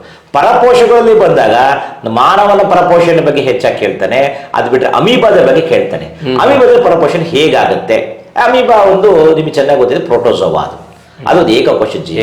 ಹಾಗಾಗಿ ಅಮೀಬಾ ಜೀವಿಯಾಗಿದ್ದು ತನ್ನ ಆಹಾರ ತಯಾರಿಸ್ಕೊಳಕ್ ಆಗಲ್ಲ, ಸಹಜವಾಗಿ ಇನ್ನೊಂದು ಜೀವಿ ಮೇಲೆ ಅವಲಂಬಿತ ಆಗಿರುತ್ತೆ. ಅಮೀಬಾ ತನ್ನ ಆಕಾರವನ್ನು ಬದಲಾವಣೆ ಮಾಡ್ಕೊಂತ ಆಹಾರವನ್ನು ಹೇಗೆ ಪಡ್ಕೊಳ್ಳುತ್ತೆ, ವಿಸರಣೆ ಮೂಲಕ ಹೇಗೆ ಅದನ್ನ ಹೀರ್ಕೊಳ್ಳುತ್ತೆ ದೇಹದಲ್ಲಿ ಅಂತೆ ನಮ್ಮ ಟೆಕ್ಸ್ಟ್ ಬುಕ್ ಅಲ್ಲಿ ಕ್ಲೀನ್ ಚಿತ್ರದ ಮೂಲಕ ಕೊಟ್ಟಿದ್ದಾರೆ. ಅದನ್ನ ಸ್ವಲ್ಪ ಪ್ರಾಕ್ಟೀಸ್ ಮಾಡಿದ್ರೆ, ಚಿತ್ರ ಬರೆಯೋದು ಬೇಡ, ಅದನ್ನ ಸ್ವಲ್ಪ ಅರ್ಥ ಮಾಡ್ಕೊಂಡ್ರೆ ಅಮೀಬಾದಲ್ಲಿ ಪೋಷಣೆ ಹೇಗಾಗುತ್ತೆ, ಅದು ಅಮೀಬಾದಲ್ಲಿ ಪೋಷಣೆ ವಿವರಿಸಿ ಅಂತ ಕೇಳಿದ್ರೆ 2-3 ವಾಕ್ಯದಲ್ಲಿ ಬರೆದು ಮುಗಿಸ್ಬಿಡ್ಬೋದು. ಅದು ಬಿಟ್ಟರೆ ಮಾನವರಲ್ಲಿ ಪೋಷಣಕ್ಕೆ ಬಗ್ಗೆ ಕೇಳ್ತಾರೆ. ಮಾನವ ಪೋಷಣೆ ಬಗ್ಗೆ ತಿಳ್ಕೊಬೇಕಾದ್ರೆ ಬಹಳ ಇಂಪಾರ್ಟೆಂಟು. ಆ ಮಾನವನ ಪೋಷಣೆ ಇರೋದು ಸ್ವಲ್ಪ ಇನ್ಫಾರ್ಮೇಶನ್ಸ್ ಬಹಳಷ್ಟು ಇರುತ್ತೆ. ನಾವು ಕಲಿಬೇಕಾದ್ರೆ ಮಾನವನ ಜೀರ್ಣಾಂಗ ಯುವ ಮೊದಲು ಚಿತ್ರ ಇತ್ತು, ಆದರೆ ಈ ವರ್ಷದಿಂದ ಮಾನವನ ಜೀರ್ಣಾಂಗ ಚಿತ್ರ ಇಲ್ಲ. ಹಾಗಾಗಿ ನಿಮ್ಗೆಲ್ಲ ಒಂದು ಸಂತೋಷ ವಿಷಯ ಏನಪ್ಪ ಅಂದ್ರೆ, ಬಹಳ ಜನದ್ದು ಕಷ್ಟ ಸಾರ್ ಬರೆಯೋದು, ಬಹಳ ಕಷ್ಟ ಸಾರ್. ಬಾಯಿ ಬರಬೇಕು, ಅನ್ನನಾಳ ಬರಬೇಕು, ಜಠರ ಬರಬೇಕು, ಸಣ್ಣ ಕರಳು ಬರಬೇಕು, ದೊಡ್ಡ ಕರಳು ಬರಬೇಕು, ಯಕೃತ್ತು ಪಿತ್ತಕೋಶ ಬರಬೇಕು, ಬರಬೇಕು, ಅದೆಲ್ಲೇ ಇತ್ತು. ಹುಡುಗರಿಗೆ ಸ್ವಲ್ಪ ಪ್ರಾಕ್ಟೀಸ್ ಮಾಡೋದು ಚೆನ್ನಾಗಿ ಮಾಡೋದು ಕಷ್ಟ ಇತ್ತು ಸ್ವಲ್ಪ. ಹಾಗಾಗಿ ಅದನ್ನ ಈ ವರ್ಷ ತೆಗೆದಾಕಿದ್ದಾರೆ. ಧೈರ್ಯವಾಗಿ ಬರೀರಿ. ಹಾಗಾಗಿ ಅದನ್ನ ನೀವು ತಲೆಗೆಡಿಸ್ಕೊಳ್ದಾಗೆ ಅದರಲ್ಲಿ ಕೆಲವೊಂದು ಮುಖ್ಯವಾದಂತಹ ಪ್ರಶ್ನೆಗಳು, ಕಿಣ್ವಗಳ ಬಗ್ಗೆ, ಕಿಣ್ವಗಳ ಕಾರ್ಯಗಳ ಬಗ್ಗೆ, ಅದ್ರಲ್ಲಿ ನಡೆಯುವ ಕೆಲವೊಂದು ಬಹಳಷ್ಟು ಫಂಕ್ಷನ್ಸ್ ಏನಾವಲ್ಲ ಕಾರ್ಯಗಳ ಬಗ್ಗೆ ತಿಳ್ಕೊಬೇಕಾಗತ್ತೆ. ಹಾಗಾಗಿ ಅಲ್ಲಿ ನಡೆಯುವಂತ ಮುಖ್ಯವಾದಂತ 5 ಹಂತಗಳು ತಿಳ್ಕೊಬೇಕು. ಫಸ್ಟ್ ಮುಖ್ಯ ಜ್ಞಾಪಕ ಇಟ್ಕೊಳ್ಳಿ, ಪೋಷಣೆಗಳ ಬಗ್ಗೆ ಹೊಂದಿರುವಂಥದ್ದು. ಪೋಷಣೆ ಆಗಿರ್ಬೋದು, ಹಾಗೇನೆ ಜೀರ್ಣಕ್ರಿಯೆ ಆಗಿರ್ಬೋದು, ಸೇವನೆ ಅಂತ ಕರಿತೀವಿ ಮೊದಲನೇದು. ಸೇವನೆ ಆದ್ಮೇಲೆ ಜೀರ್ಣಕ್ರಿಯೆ ಅಂತ ಕರಿತೀವಿ. ಜೀರ್ಣಕ್ರಿಯೆ ಆದ್ಮೇಲೆ ಹೀರಿಕೆ ಅಂತ ಕರಿತೀವಿ. ಹೀರಿಕೆ ಆದ್ಮೇಲೆ ಸ್ವಾಂಗೀಕರಣ ಅಂತ ಕರಿತೀವಿ. ಕೊನೆಯದು ರಕ್ತಗತ ಆಗೋದು, ಕೊನೆಯದು ವಿಸರ್ಜನೆ. ಈ 5 ಹಂತಗಳನ್ನ ಮಾನವನ ಪೋಷಣೆಯಲ್ಲಿ ತಿಳ್ಕೋಬೇಕು. ಅಂದ್ರೆ ಸೇವನೆ, ಇಂಜೆಕ್ಷನ್ ಅಂತ ಹೇಳ್ತೀವಿ. ಅಲ್ಲಿ ಪ್ರಶ್ನೆಗಳು ಬರ್ತವೆ. ಬಾಯಿನಲ್ಲಿ ಆಗುವ ಸೇವನೆ ಏನಾಗಿರುತ್ತೆ? ಮುಖ್ಯವಾಗಿ ಬಾಯಿನಲ್ಲಿರುವಂತ ಒಂದು ಗ್ರಂಥಿ ಇದೆ ನಮಗೆ. ಅದು ಯಾವ್ದಪ್ಪ ಅಂತಂದ್ರೆ ಸೆಲೆವರಿ ಗ್ಲ್ಯಾಂಡ್ ಅಂತ ಲಾಲಾ ಗ್ರಂಥಿ ಅಂತ ಕನ್ನಡದಲ್ಲಿ ಹೇಳ್ತೀವಿ. ಅದ್ರ ಉತ್ಪತ್ತಿ ಮಾಡುವ ರಸ ಲಾಲಾ ರಸ, ಜೊಲ್ಲು ರಸ ಅಂತ ಕರಿತೀವಿ. ಸೆಲೆವರಿ ಅಂತ ಹೇಳ್ತೀವಿ ಇಂಗ್ಲಿಷ್ ಅಲ್ಲಿ. ಇದು ಮುಖ್ಯವಾದ ಕಾರ್ಯ ಕೇಳಿದ್ದಾರೆ. ಮುಖ್ಯವಾದ ಕಾರ್ಯ ಏನು? ಸೆಲೆವರಿ ಅಮ್ಲೇಸ್ ಅಥವಾ ಸೆಲೆವರಿ ಇದ್ರದ್ದು ಜೊಲ್ಲು ರಸದ ಮುಖ್ಯ ಕಾರ್ಯವೇನು ಅಂತ ಕೇಳಿದಾಗ ನಿಮಗೆ ಚೆನ್ನಾಗಿ ಗೊತ್ತಿರಬೇಕು. ನಾವು ಯಾವುದೇ ಆಹಾರ ಪದಾರ್ಥ ತಿಂದಾಗ ಅಗಿತೀವಿ, ಜಗಿತೀವಿ. ಅಗದಾಗ ನನ್ನ ಜೊಲ್ಲು ರಸದ ಸೇರ್ಕೊಂಡಾಗ ಸಿಹಿ ಆಗುತ್ತೆ, ಅಂದ್ರೆ ಸಕ್ಕರೆ ರೂಪಕ್ಕೆ ಬರುತ್ತೆ. ಈಗ ಬೆಸ್ಟ್ ಅಪ್ಪ ಅಂದ್ರೆ ಗೋಧಿ ಕಾಳನ್ನ ಬಯಲಾಕಂಡು ಜಗಿತಾ ಹೋದ್ರೆ ಹಂಗೆ ಸಿಹಿ ಆಗ್ತಾ ಹೋಗುತ್ತೆ. ಚಪಾತಿ ಏನ್ ಹಚ್ಕೊಂಡು ತಿಂದು ಜಗಿ ಮತ್ತೆ ಸಿಹಿ ಆಗುತ್ತೆ. ಅದರ್ಥೇನು, ಚಪಾತಿಲಿರುವಂತ ಒಂದು ಇದು ಪಿಷ್ಟ ಅಥವಾ ಸ್ಟಾರ್ಚು ಸಿಹಿಯಾಗಿ ಪರಿವರ್ತನೆ ಆಗ ಕಾರಣನೇ ಲಾಲರಸದ ಕಾರ್ಯ. ಸೊ ಹಂಗಾದ್ರೆ ಸೇವನೆಯಲ್ಲಿ ಕೇಳುವಂತ ಪ್ರಶ್ನೆ ಅದೇ ಮೊದಲನೇ. ಅನ್ನನಾಳದಲ್ಲಿ ಬಹಳ ಇಂಪಾರ್ಟೆಂಟ್ ಹೇಳ್ತೀವಿ ನಾವು, ಅದಕ್ಕೆ ಪೆರಿಸ್ಟಾಲಿಟಿಕ್ ಮೂಮೆಂಟ್ ಅಂತ ಕರಿತೀವಿ.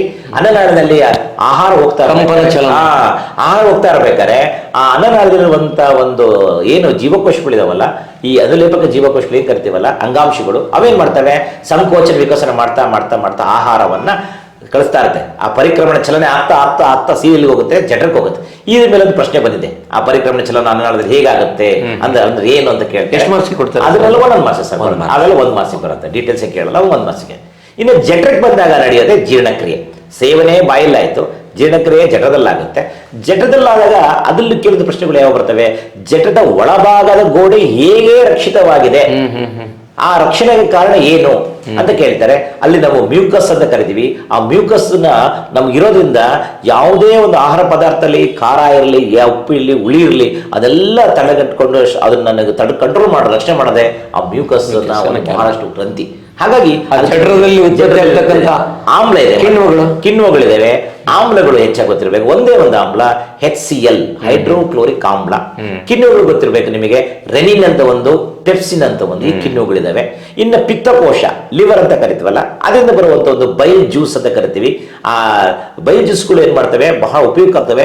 ಅದು ನಿಮಗೆ ಎಮಲ್ಶೀಕರಣ ಅಂತ ಕರಿತೀವಿ. ಎಮಲ್ಶೀಕರಣ ಏನಪ್ಪಾ ಅಂತಂದ್ರೆ, ಈ ಹೆಚ್ಚಾಗಿ ಎಮಲ್ಸಿಫಿಕೇಶನ್ ಇಂಗ್ಲಿಷ್ ಅಲ್ಲಿ ಇರ್ತೀವಿ. ಈ ದೊಡ್ಡವಾದಂತ ಇದು ಈ ಕೊಬ್ಬಿನಾಂಶಗಳನ್ನ ಸಣ್ಣ ಸಣ್ಣ ತುಂಡುಗಳಾಗಿ ಮಾಡ್ಕೊಳ್ಳೋದೆ ಬಹಳಷ್ಟು ಎಮಲ್ಶೀಕರಣದ ಕ್ರಿಯೆ ಆಗಿರುತ್ತೆ. ಇನ್ನು ಮೇದಜೀರಕಾಂಗ ಅಂತ ಕರಿತೇವೆ, ರೊಟ್ಟಿ ಪ್ಯಾಂಕ್ರಿಯಾಸ್ ಅಂತ ಕರಿತೀವಲ್ಲ, ಅದು ಹೆಚ್ಚಾಗಿ ಕೊಬ್ಬಿನಾಂಶ. ಕೊಬ್ಬಿನಾಂಶ ತಿಂದಂತ, ಈಗ ನಾವು ಬೆಣ್ಣೆ ತಿಂತೀವಿ, ತುಪ್ಪ ತಿಂತೀವಿ, ಹಾಗೆ ಚೀಸು, ಪನ್ನೀರು, ಅದು ಜಿಡ್ಡಿನ ಪದಾರ್ಥಗಳು, ಕರಗದ ಪದಾರ್ಥಗಳು ತಿಂದಾಗ ಕೊಬ್ಬಿನಾಂಶ ಶೇಖರಣೆ ಆಗದಂಗೆ ನೋಡ್ಕೊಳ್ಳುತ್ತೆ. ಲಿವರ್ ತಡ್ಕೊಳ್ಳುತ್ತೆ. ಲಿವರ್ ಏನ್ ಮಾಡುತ್ತೆ, ಕೊಬ್ಬಿನಾಂಶಗಳನ್ನ ಬ್ರೇಕ್ ಡೌನ್ ಮಾಡ್ತೀವಿ, ವಿಭಜನೆ ಮಾಡ್ತಾ ಮಾಡ್ತಾ ಮಾಡ್ತಾ ಸಣ್ಣ ಸಣ್ಣ ಸಣ್ಣ ತುಂಡುಗಳಾಗಿ ಮಾಡುತ್ತೆ. ಅದು ನೆಕ್ಸ್ಟ್ ಹೀರಿಕೆಗೆ ಸಹಾಯ ಮಾಡುತ್ತೆ. Chemical factory of our body ಅಂತ ಒಂದು, ಕೆಮಿಕಲ್ ಫ್ಯಾಕ್ಟರಿ ಆಫ್ ಬಾಡಿ, ರಾಸಾಯನಿಕ ಕಾರ್ಖಾನೆ ನಮ್ಮ ದೇಹದ ಒಂದು ಭಾಗ ಯಾವುದು ಅಂದ್ರೆ ಅದಕ್ಕೆ ಲಿವರ್ ಅಥವಾ ಅದು ಅಂತ ಕರಿತೀವಿ, ಪಿತ್ತಕೋಶ ಯಕೃತ್ ಅಂತ ಕರಿತೀವಿ. ಇನ್ನು ಮೇದೋಜೀರಕಾಂಗ ನಿಮ್ಗೆ ಚೆನ್ನಾಗಿ ಗೊತ್ತಿರೋ ಹಾಗೆ ಜಠರದ ಕೆಳಭಾಗದಿರುವಂಥದ್ದು ಮೇದೋಜೀರಕ ರಸವನ್ನು ಉತ್ಪತ್ತಿ ಮಾಡುತ್ತೆ. ಈ ಮೇದೋಜೀರಕಾಂಗ ಇನ್ನೊಂದು ಮುಖ್ಯವಾಗಿ ಗೊತ್ತಿರಬೇಕು, ಅದ್ರಲ್ಲಿ ಇನ್ಸುಲಿನ್ ಕೂಡ ಉತ್ಪತ್ತಿ ಮಾಡುತ್ತೆ. ಶುಗರ್ನ ಡಿಸೀಸ್ ನಲ್ಲಿ ಬರೋದಕ್ಕೆ, ಸಕ್ಕರೆ ಕಾಯಿಲೆ, ಮಧುಮೇಹ ರೋಗಿಗಳು ಬರೋ ಕಾರಣ ಏನಪ್ಪಾ ಅಂದ್ರೆ ಸಕ್ಕರೆ ತಿಂದಷ್ಟು ಮಧುಮೇಹ ಬರಲ್ಲ. ಆ ದೇಹದಲ್ಲಿ, ಆ ವ್ಯಕ್ತಿಯ ದೇಹದಲ್ಲಿ ಇರುವ ಇನ್ಸುಲಿನ್ ಉತ್ಪತ್ತಿ ಆಗ್ತಾ ಇಲ್ಲ, ಅಥವಾ ನಿಗದಿತ ಪ್ರಮಾಣದ ಉತ್ಪತ್ತಿ ಆಗ್ತಾ ಇಲ್ಲ. ಡಿಫಿಷಿಯನ್ಸಿ ಆಫ್ ಇನ್ಸುಲಿನ್ ಅಂತ ಕರಿತೀವಿ.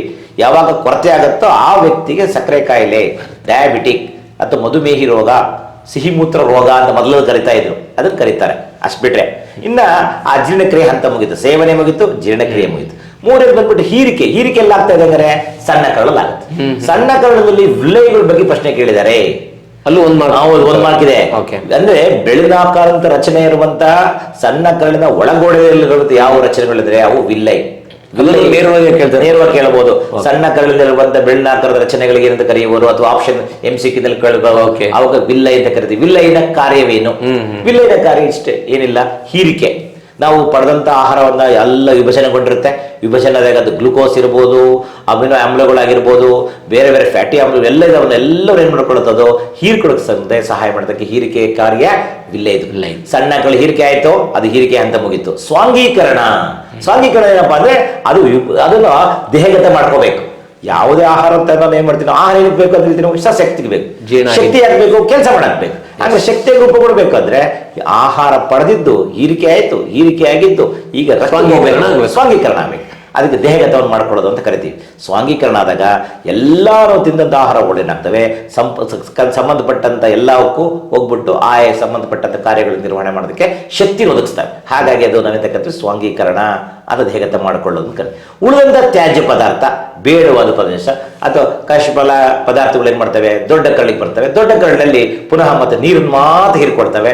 ವೇಸ್ಟ್ನ ತ್ಯಾಜ್ಯ ರೂಪದಲ್ಲಿ, ಮಲವಿಸರ್ಜನೆ ರೂಪದಲ್ಲಿ ಬಂದ್ಬಿಟ್ಟು ಗುದದ್ವಾರದ ಮೂಲಕ ಹೊರಗೆ ಬರುತ್ತೆ, ಅದು ವಿಸರ್ಜನೆ. ನೋಡಿ, ಇವಾಗ ನಾವು 5 ಅಂತ ಹೇಳ್ಬಿಟ್ಟಿವಿ. ನಾವು ಮೊದಲನೇದು ಸೇವನೆ, ಬಹಳ ಇಂಪಾರ್ಟೆಂಟು. ಎರಡನೇದು ಜೀರ್ಣಕ್ರಿಯೆ, ಮೂರನೇದು ಹೀರಿಕೆ, ನಾಲ್ಕನೇದು ಸ್ವಾಂಗೀಕರಣ, ಐದನೇದು ವಿಸರ್ಜನೆ. ಈ 5 ಹಂತಗಳನ್ನ ನಾವು ಪರ್ಫೆಕ್ಟ್ ಆಗಿ ಕಲ್ತ್ಕೊಂಡ್ಬಿಟ್ರೆ ಅದರಲ್ಲಿ ಪ್ರಶ್ನೆಗಳು ಯಾವ್ದನ್ನು ಕೇಳಿದ್ರು ಧೈರ್ಯವಾಗಿ ಬರಿಬೇಕು ನೀವು. ಹಂಗೆ ಆ ಒಂದು ಪೋಷಣೆಗೆ ಸಂಬಂಧಪಟ್ಟಂತ ಒಂದು ಉಪವಿಭಾಗದಲ್ಲಿ ಬರುತ್ತೆ. ಅದು ತಿಳ್ಕೊಬೇಕು ಚೆನ್ನಾಗಿ ಫಸ್ಟ್ ಸಲ. ಇನ್ನು ಅದು ಬಿಟ್ರೆ ಎರಡನೇದು ಬರೋಣ, ಅದರಲ್ಲಿ ಉಪವಿಭಾಗ ಬರುತ್ತೆ. ಒಂದು ಉಸಿರಾಟದ ಬಗ್ಗೆ ಕೇಳ್ತಾರೆ. ಉಸಿರಾಟದಲ್ಲಿ ಏನ್ ಕೇಳ್ತಾರೆ? ಉಸಿರಾಟದಲ್ಲಿ ವಾಯಿಕ ಉಸಿರಾಟ, ಅವಾಯಿಕ ಉಸಿರಾಟ ಅಂದ್ರೆ ಏನು? ಆಮ್ಲಜನಕ ಅಂದ್ರೆ ಆನರೋಬಿಕ್ ರೆಸ್ಪಿರೇಷನ್, ಏರೋಬಿಕ್ ರೆಸ್ಪಿರೇಷನ್. ಅಂದ್ರೆ ಆಮ್ಲಜನಕ ರಹಿತ, ಆಮ್ಲಜನಕ ಸಹಿತ. ಅಂದ್ರೆ ಅಬ್ಸೆನ್ಸ್ ಪ್ರೆಸೆನ್ಸ್ ಅಲ್ಲಿ ಹೇಗಾಗುತ್ತೆ ನಿಮ್ಗೆಲ್ಲರೂ ಚೆನ್ನಾಗಿ ಗೊತ್ತಿರೋ. ಈ ಕೆಲವು ವರ್ಗದ ಸಣ್ಣ ಜೀವಿಗಳು, ಸೂಕ್ಷ್ಮ ಜೀವಿಗಳು, ಸಣ್ಣ ಜೀವಿಗಳಲ್ಲಿ ಕೆಲವೊಂದು ಆಕ್ಸಿಜನ್ ರಹಿತ, ಅಂದ್ರೆ ಆನರೋಬಿಕ್ ರೆಸ್ಪಿರೇಷನ್ ಅಂತ ಕರಿತೀವಿ. ಅದಕ್ಕೆ ಅವಾಯಿಕ ಉಸಿರಾಟ ಅಂತ ಕರಿತೀವಿ. ವಾಯಿಕ ಉಸಿರಾಟದಲ್ಲಿ ಎಲ್ಲ ಉನ್ನತ ವರ್ಗದ ಸಸ್ಯಗಳಲ್ಲಿ, ಪ್ರಾಣಿಗಳಲ್ಲಿ ವಾಯಿಕ ಉಸಿರಾಟಕ್ಕೆ ಆಮ್ಲಜನಕ ಬೇಕೇ ಬೇಕು. ಅಲ್ಲಿ ಗ್ಲುಕೋಸ್ ವಿಭಜನೆ ಹೇಗಾಗುತ್ತೆ ಅಂತ ಪ್ರಶ್ನೆ ಕೇಳ್ತಾನೆ. ಆ ಗ್ಲುಕೋಸ್ ವಿಭಜನೆಯಾಗಿ ಪೈರುವೇಟ್ ಆಗ್ಬೇಕಾದ್ರೆ 3 ಹಂತಗಳು ನಿಮ್ಮ ಟೆಕ್ಸ್ಟ್ ಬುಕ್ ಅಲ್ಲಿ ಬಹಳ ಚೆನ್ನಾಗಿ ಒಂದು ಈ ಫ್ಲೋ ಮ್ಯಾಪ್ ತರ, ಫ್ಲೋ ಚಾರ್ಟ್ ತರ ಕೊಟ್ಬಿಟ್ಟಿದ್ದಾರೆ. ಆ ಫ್ಲೋ ಚಾರ್ಟ್ನ ಯಾವುದೇ ಕಾರಣಕ್ಕೂ ಮರೆದಂಗೆ ಪ್ರಾಕ್ಟೀಸ್ ಮಾಡಬೇಕು ನೀವು. ಅದು ಪ್ರಾಕ್ಟೀಸ್ ಮಾಡಿದ್ರೆ ಮಾತ್ರ ಬಹಳ ಬೇಗ ಅರ್ಥ ಆಗುತ್ತೆ. ಅವಾಯಿಕ ಉಸಿರಾಟ ಹೇಗಾಗುತ್ತೆ, ವಾಯಿಕ ಉಸಿರಾಟ ಆಗುತ್ತೆ. ಅದು ಬರುವಂತ ಉತ್ಪನ್ನಗಳು ಯಾವು, ಈಥೈಲ್ ಆಲ್ಕೋಹಾಲ್ ಎಲ್ಲಿ ಬರುತ್ತೆ, ಅವಾಯಿಕ ಉಸಿರಾಟ ಬರುತ್ತೆ. ಉದಾಹರಣೆ ಕೊಟ್ಟಾಗ ನಾವು ಅದನ್ನ ಈಸ್ಟ್ ಬಗ್ಗೆ ಎಕ್ಸಾಂಪಲ್ ಕೊಡಬಹುದು. ಅಲ್ಲೂ ಕೂಡ ಸಮೀಕರಣ ಏನಾದ್ರು ಇರುತ್ತೆ? ಸಮೀಕರಣ ಇಲ್ಲ, ಅಷ್ಟಿನ ಸಮೀಕರಣಗಳಿಲ್ಲ. ಸಿಂಪಲ್ ಲಿಂಪಲ್ ಬರೆಯುತ್ತದೆ ಸಮೀಕರಣ ಅಂತ ಏನಿಲ್ಲ. ಕಾರ್ಬನ್ ಡೈಆಕ್ಸೈಡ್, ನೀರು ಮತ್ತೆ ಬಿಡುಗಡೆ ಆಗುವಂತದ್ದು ಅಂತಿರುತ್ತೆ. ಇನ್ನು ಒಂದು ಪ್ರಶ್ನೆ ಬಹಳಷ್ಟು ಕೇಳಿದರೆ, ಲ್ಯಾಕ್ಟಿಕ್ ಆಮ್ಲ ಯಾವಾಗ ಪ್ರೊಡ್ಯೂಸ್ ಆಗುತ್ತೆ ನಮ್ಮ ದೇಹದಲ್ಲಿ, ಯಾವಾಗ? ನೋಡಿ, ಆಕ್ಸಿಜನ್ ಸಹಿತ ಆದ್ರೆ ನಾವು ಚೆನ್ನಾಗಿದ್ದೀವಿ, ಚೆನ್ನಾಗಿ ಮಾತಾಡ್ತಾ ಇದೀವಿ, ಓಡಾಡ್ತಿದ್ದೀವಿ, ಎಲ್ಲ ಕಡೆ ನಮಗೆ ಸಫಿಷಿಯಂಟ್ ಆಕ್ಸಿಜನ್ ಸಿಗ್ತಾ ಇದೆ, ಏನು ಸಮಸ್ಯೆ ಇಲ್ಲ, ಮೈಟೊಕಾಂಡ್ರಿಯಲ್ ಆಗುತ್ತೆ, ಶಕ್ತಿ ವಿಭಜನೆ ಆಗುತ್ತೆ, ಶಕ್ತಿ ಉತ್ಪಾದನೆ ಭಾಗಗಳು. ಆದರೆ ಆಕ್ಸಿಜನ್ ರಹಿತ ಆದಾಗ ನೀವು ಹೇಳಿದಂಗೆ ನಾವು ಕೆಲವು ವರ್ಗದ ಸಣ್ಣ ವರ್ಗದ ಜೀವಿಗಳಲ್ಲಿ ಕೆಲಸ ಮಾಡ್ತೇವೆ, ಅಂತವನ್ನ ನಾವು ಹೇಳಿದ್ವಿ ನಾವು ಸೈಟೋಪ್ಲಾಸಮ್ ಮತ್ತು ಕೋಶ ದ್ರವ್ಯನಲ್ಲಿ. ಇನ್ನೊಂದು ಏನಾಗುತ್ತೆ ನಮ್ಮ ದೇಹದಲ್ಲಿ, ಒಂದು ಎಕ್ಸಾಂಪಲ್ ಕೊಡ್ತೀವಿ. ಒಂದು 10 ಸ್ಟೆಪ್ ಹತ್ಬಿಡ್ತೀವಿ ನಾವು ಮೆಟ್ಲನ್ನು, ಬೇಗ ಬೇಗ ಬೇಗ ಬೇಗ, ಸ್ವಲ್ಪ ಆಯಾಸ ಆದಂಗೆ ಆಗುತ್ತೆ. ಅದೇ ಸ್ಪೀಡ್ ಹತ್ತಕ್ಕೆ ಹೋದ್ರೆ ಇನ್ನೂ ಆಯಾಸ ಆಗುತ್ತೆ ನಮಗೆ. ಇಲ್ಲಿ ನೋಡ್ತಾ ಹೋದಾಗ ಅನ್ಸುತ್ತೆ ನಮಗೆ ಶಕ್ತಿ ಬರ್ತಾ ಕಡಿಮೆ ಆಗ್ತಾ ಇದೆ.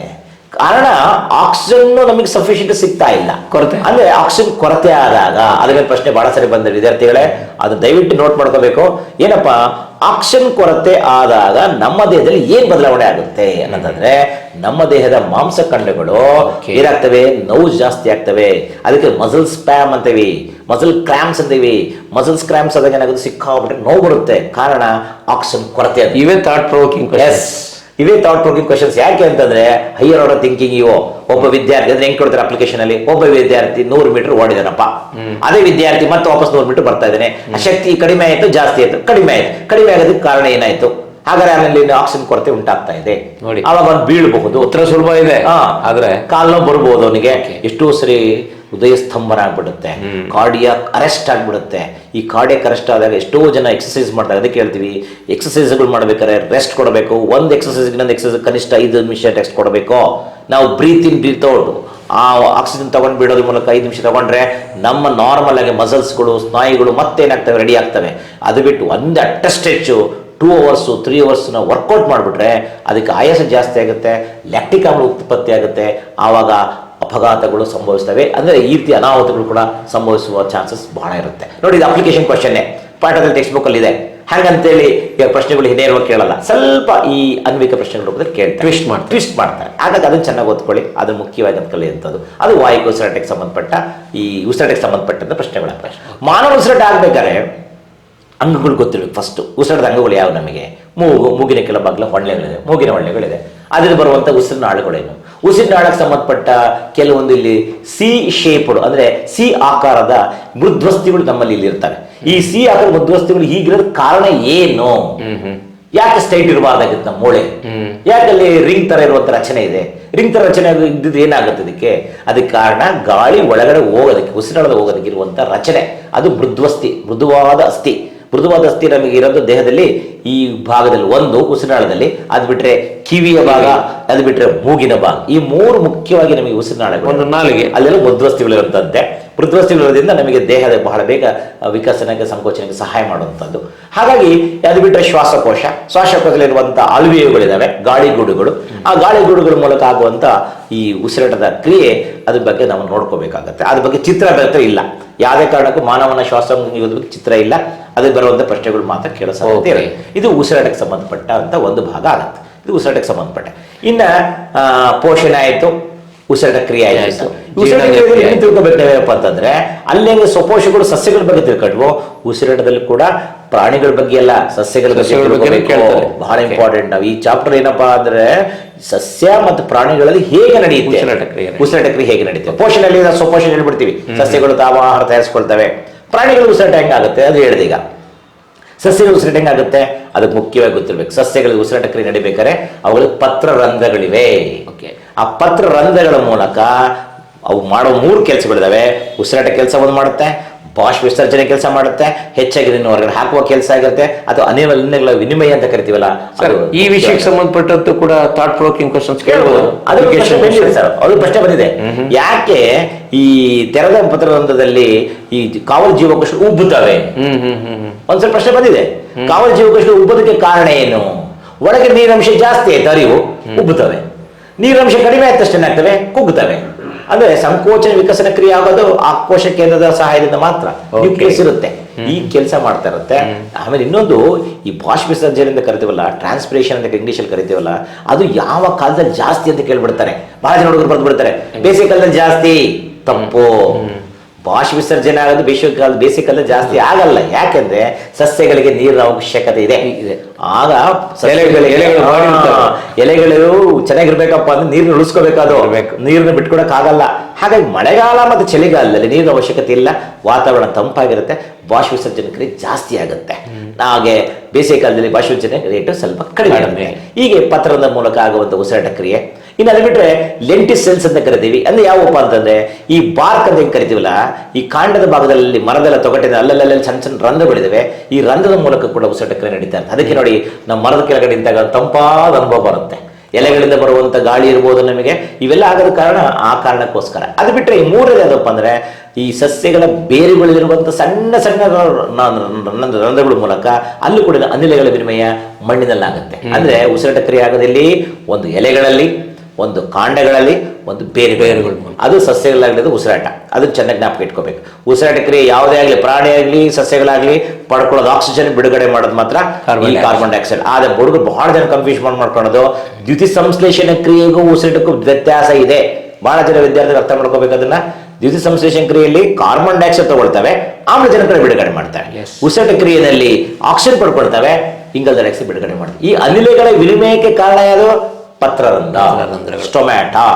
ಅದು ತೆರೆದ ಪತ್ರರಂಧ್ರ ಅಂದ್ರೆ ನಾವೇ ಕರಿತೀವಲ್ಲ, ಅದು ಚಿತ್ರಗಳು ಕಲ್ತ್ಕೊಂಡಿದ್ದೀರಾ, ಅದ್ರ ಮೇಲೆ ಪ್ರಶ್ನೆಗಳು ಕೂಡ ಬರ ಸಾಧ್ಯತೆ ಇರ್ತಾವೆ. ಹೀಗೆ ಜೀವಕ್ರಿಯೆಗಳಲ್ಲಿ ಮೊದಲನೆಯ ಉಪವಿಭಾಗ ಪೋಷಣೆ, ಎರಡನೇ ಉಪವಿಭಾಗ ಯಾವ್ದು ಬರುತ್ತೆ? ಈ ಒಂದು ಉಸಿರಾಟ. ಇನ್ನು ಮೂರನೇ ಉಪಯೋಗ ಬರೋಣ. ಬಹಳ ಉಪಯೋಗದ್ದು, ಬಹಳ ಇಂಟ್ರೆಸ್ಟಿಂಗ್, ಹುಡುಗರು ಎಲ್ಲರೂ ಅರ್ಥ. ಅದಕ್ಕೆ ಸರ್ ಜೀವಶಾಸ್ತ್ರ ಯಾಕೆ ಅಷ್ಟು ಅಚ್ಚುಮೆಚ್ಚಾಗತ್ತೆ ಮಕ್ಕಳಿಗೆ ಅಂದ್ರೆ, ನಾವು ಜೀವಿಗಳ ಬಗ್ಗೆ ಅಧ್ಯಯನ ಮಾಡ್ತೀವಿ ಸರ್. ಅಂದ್ರೆ ಒಬ್ಬ ವಿದ್ಯಾರ್ಥಿನ ನಮ್ಮನ್ನ ನಾವು ನೋಡ್ಕೊಂಡಾಗ, ಹೇಳ್ಕೊಂಡಾಗ, ಕೆಲವು ಎಷ್ಟೋ ವಿಷಯಗಳು ತಿಳ್ಕೊಂಡಾಗ ಮಕ್ಕಳಿಗೆ ಇಂಟ್ರೆಸ್ಟ್ ಜಾಸ್ತಿ ಬರುತ್ತೆ ಜೀವಶಾಸ್ತ್ರದ ಬಗ್ಗೆ. ಯಾಕೆಂದ್ರೆ ಲೈವ್ ಅಲ್ವಾ, ಅದು ಲೈವ್ ಸಬ್ಜೆಕ್ಟ್. ಹಾಗಾಗಿ ಈ ಮೂರನೇದು ಅದು ಸಾಗಾಣಿಕೆ ಅಂತ ಕರಿತೀವಿ. ಸಾಗಾಣಿಕೆಯಲ್ಲಿ ಟ್ರಾನ್ಸ್ಪೋರ್ಟೇಷನ್ ಅಂತ ಹೇಳ್ತೀವಿ. ಈ ಟ್ರಾನ್ಸ್ಪೋರ್ಟೇಷನ್ಸ್ ಅಲ್ಲಿ ಮುಖ್ಯವಾಗಿ ಏನಪ್ಪಾ ಅಂದ್ರೆ ಮನುಷ್ಯನ ಹೃದಯದ ಬಗ್ಗೆ ಕಲ್ತ್ಕೊಳ್ತೀವಿ. ಸಸ್ಯಗಳ ಸಾಗಾಣಿಕೆ ಹೇಗಾಗುತ್ತೆ.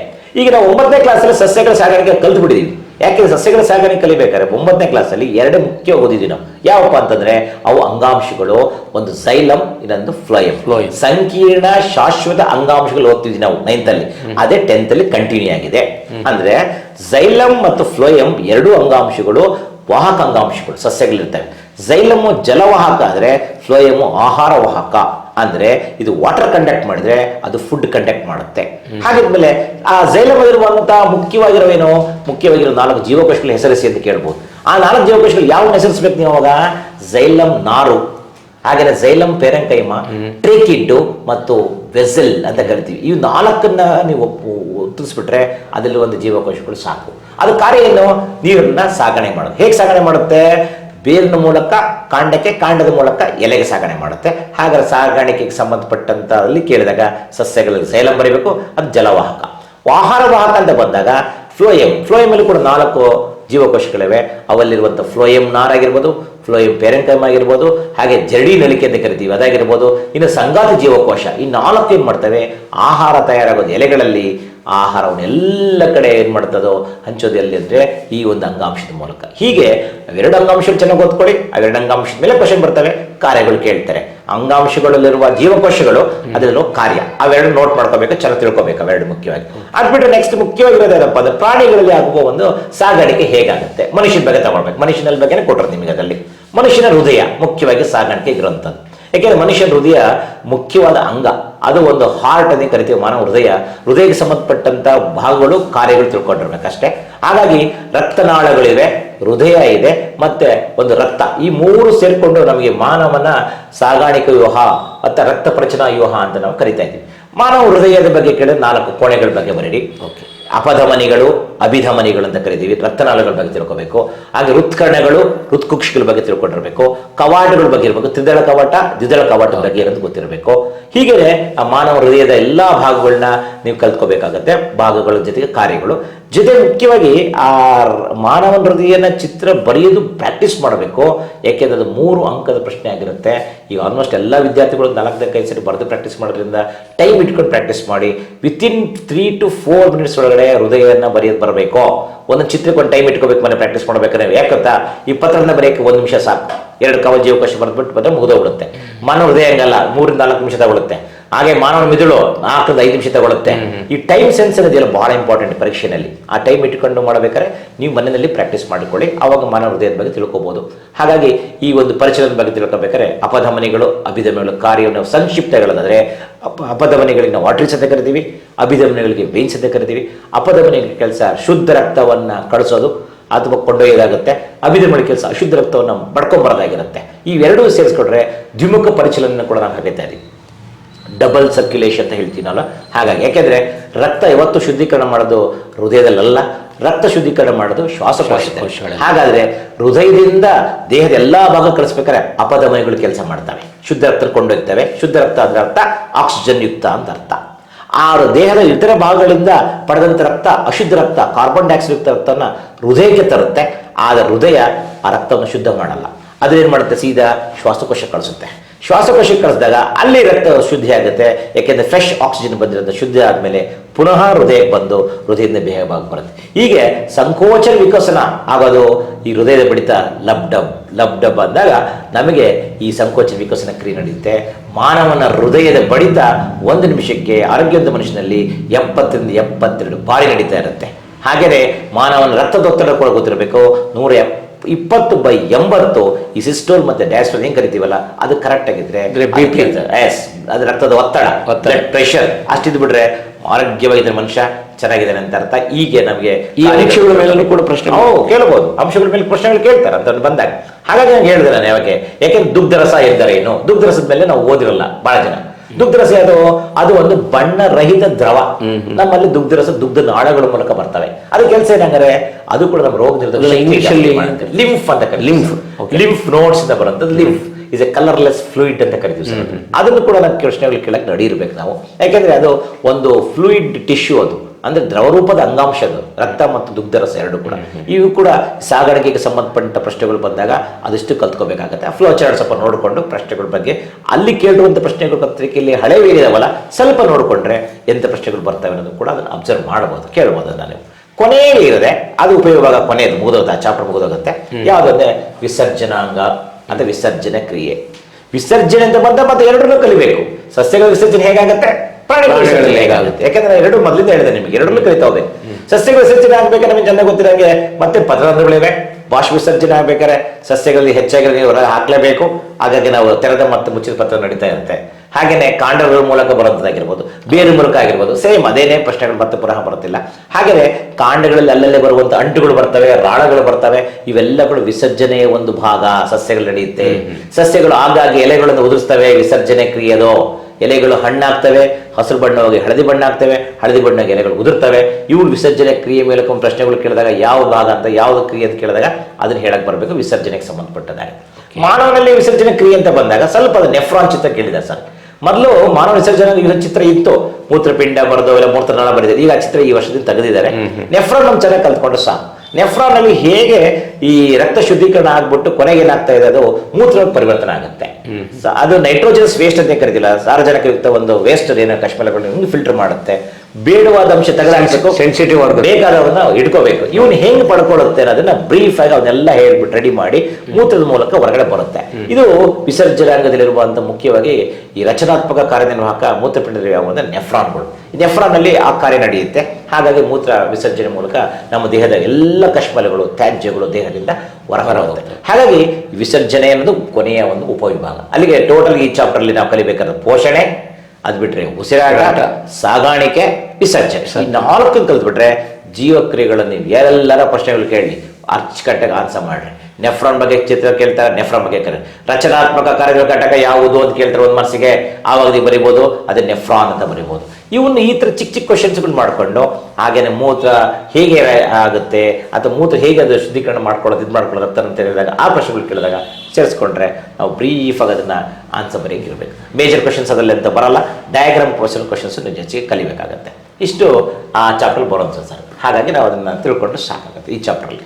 ಓಕೆ, ಪ್ರೀತಿಯ ವಿದ್ಯಾರ್ಥಿಗಳೇ, ಇವತ್ತು ನೀವು ಜೀವಶಾಸ್ತ್ರ ವಿಷಯಕ್ಕೆ ಸಂಬಂಧಪಟ್ಟಂತೆ ಜೀವಶಾಸ್ತ್ರದಲ್ಲಿರ್ತಕ್ಕಂಥ ಅಧ್ಯಾಯಗಳೆಷ್ಟು, ಯಾವ್ಯಾವ ಅಧ್ಯಾಯದಕ್ಕೆ ಎಷ್ಟೆಷ್ಟು ಅಂಕಗಳನ್ನು ಮಂಡಳಿ ನಿಗದಿಪಡಿಸಿದೆ ಮತ್ತು ಯಾವ ಅಧ್ಯಾಯಗಳನ್ನು ಏಕೆ ಹೆಚ್ಚು ಒತ್ತು ಕೊಡಬೇಕು, ಅದರಲ್ಲೂ ಇವತ್ತು ಶ್ರೀಯುತ ಶ್ರೀನಿವಾಸಾಚಾರ್ಯರವರು ಜೀವ ಜಗತ್ತು ಇದ್ರ ಬಗ್ಗೆ, ಆಮೇಲೆ ಅದರಲ್ಲಿ ಬರ್ತಕ್ಕಂಥ ಮುಖ್ಯಾಂಶಗಳು, ಆಮೇಲೆ ಉಸಿರಾಟದ ಬಗ್ಗೆ, ಸಾಗಾಣಿಕೆ ಬಗ್ಗೆ ತುಂಬ ವಿಶದವಾಗಿ ವಿವರವಾಗಿ ತಿಳಿಸ್ಕೊಟ್ಟಿದ್ದಾರೆ.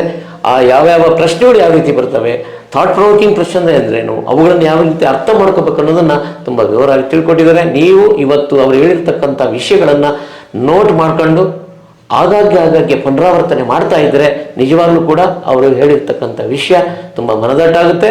ಪರೀಕ್ಷೆನಲ್ಲೂ ಕೂಡ ತುಂಬ ಸುಲಭವಾಗಿ ಅಂಕಗಳನ್ನು ಪಡಿತೀರಾ ಅಂತ ಹೇಳಿದ ಮೂಲಕ ಶ್ರೀನಿವಾಸಾಚಾರ್ಯರವರಿಗೆ ನಾವು ನಮ್ಮ ವಾಹಿನಿಯ ಮೂಲಕ ಧನ್ಯವಾದಗಳನ್ನು. ನಮಸ್ಕಾರ ಸರ್. ಧನ್ಯವಾದ.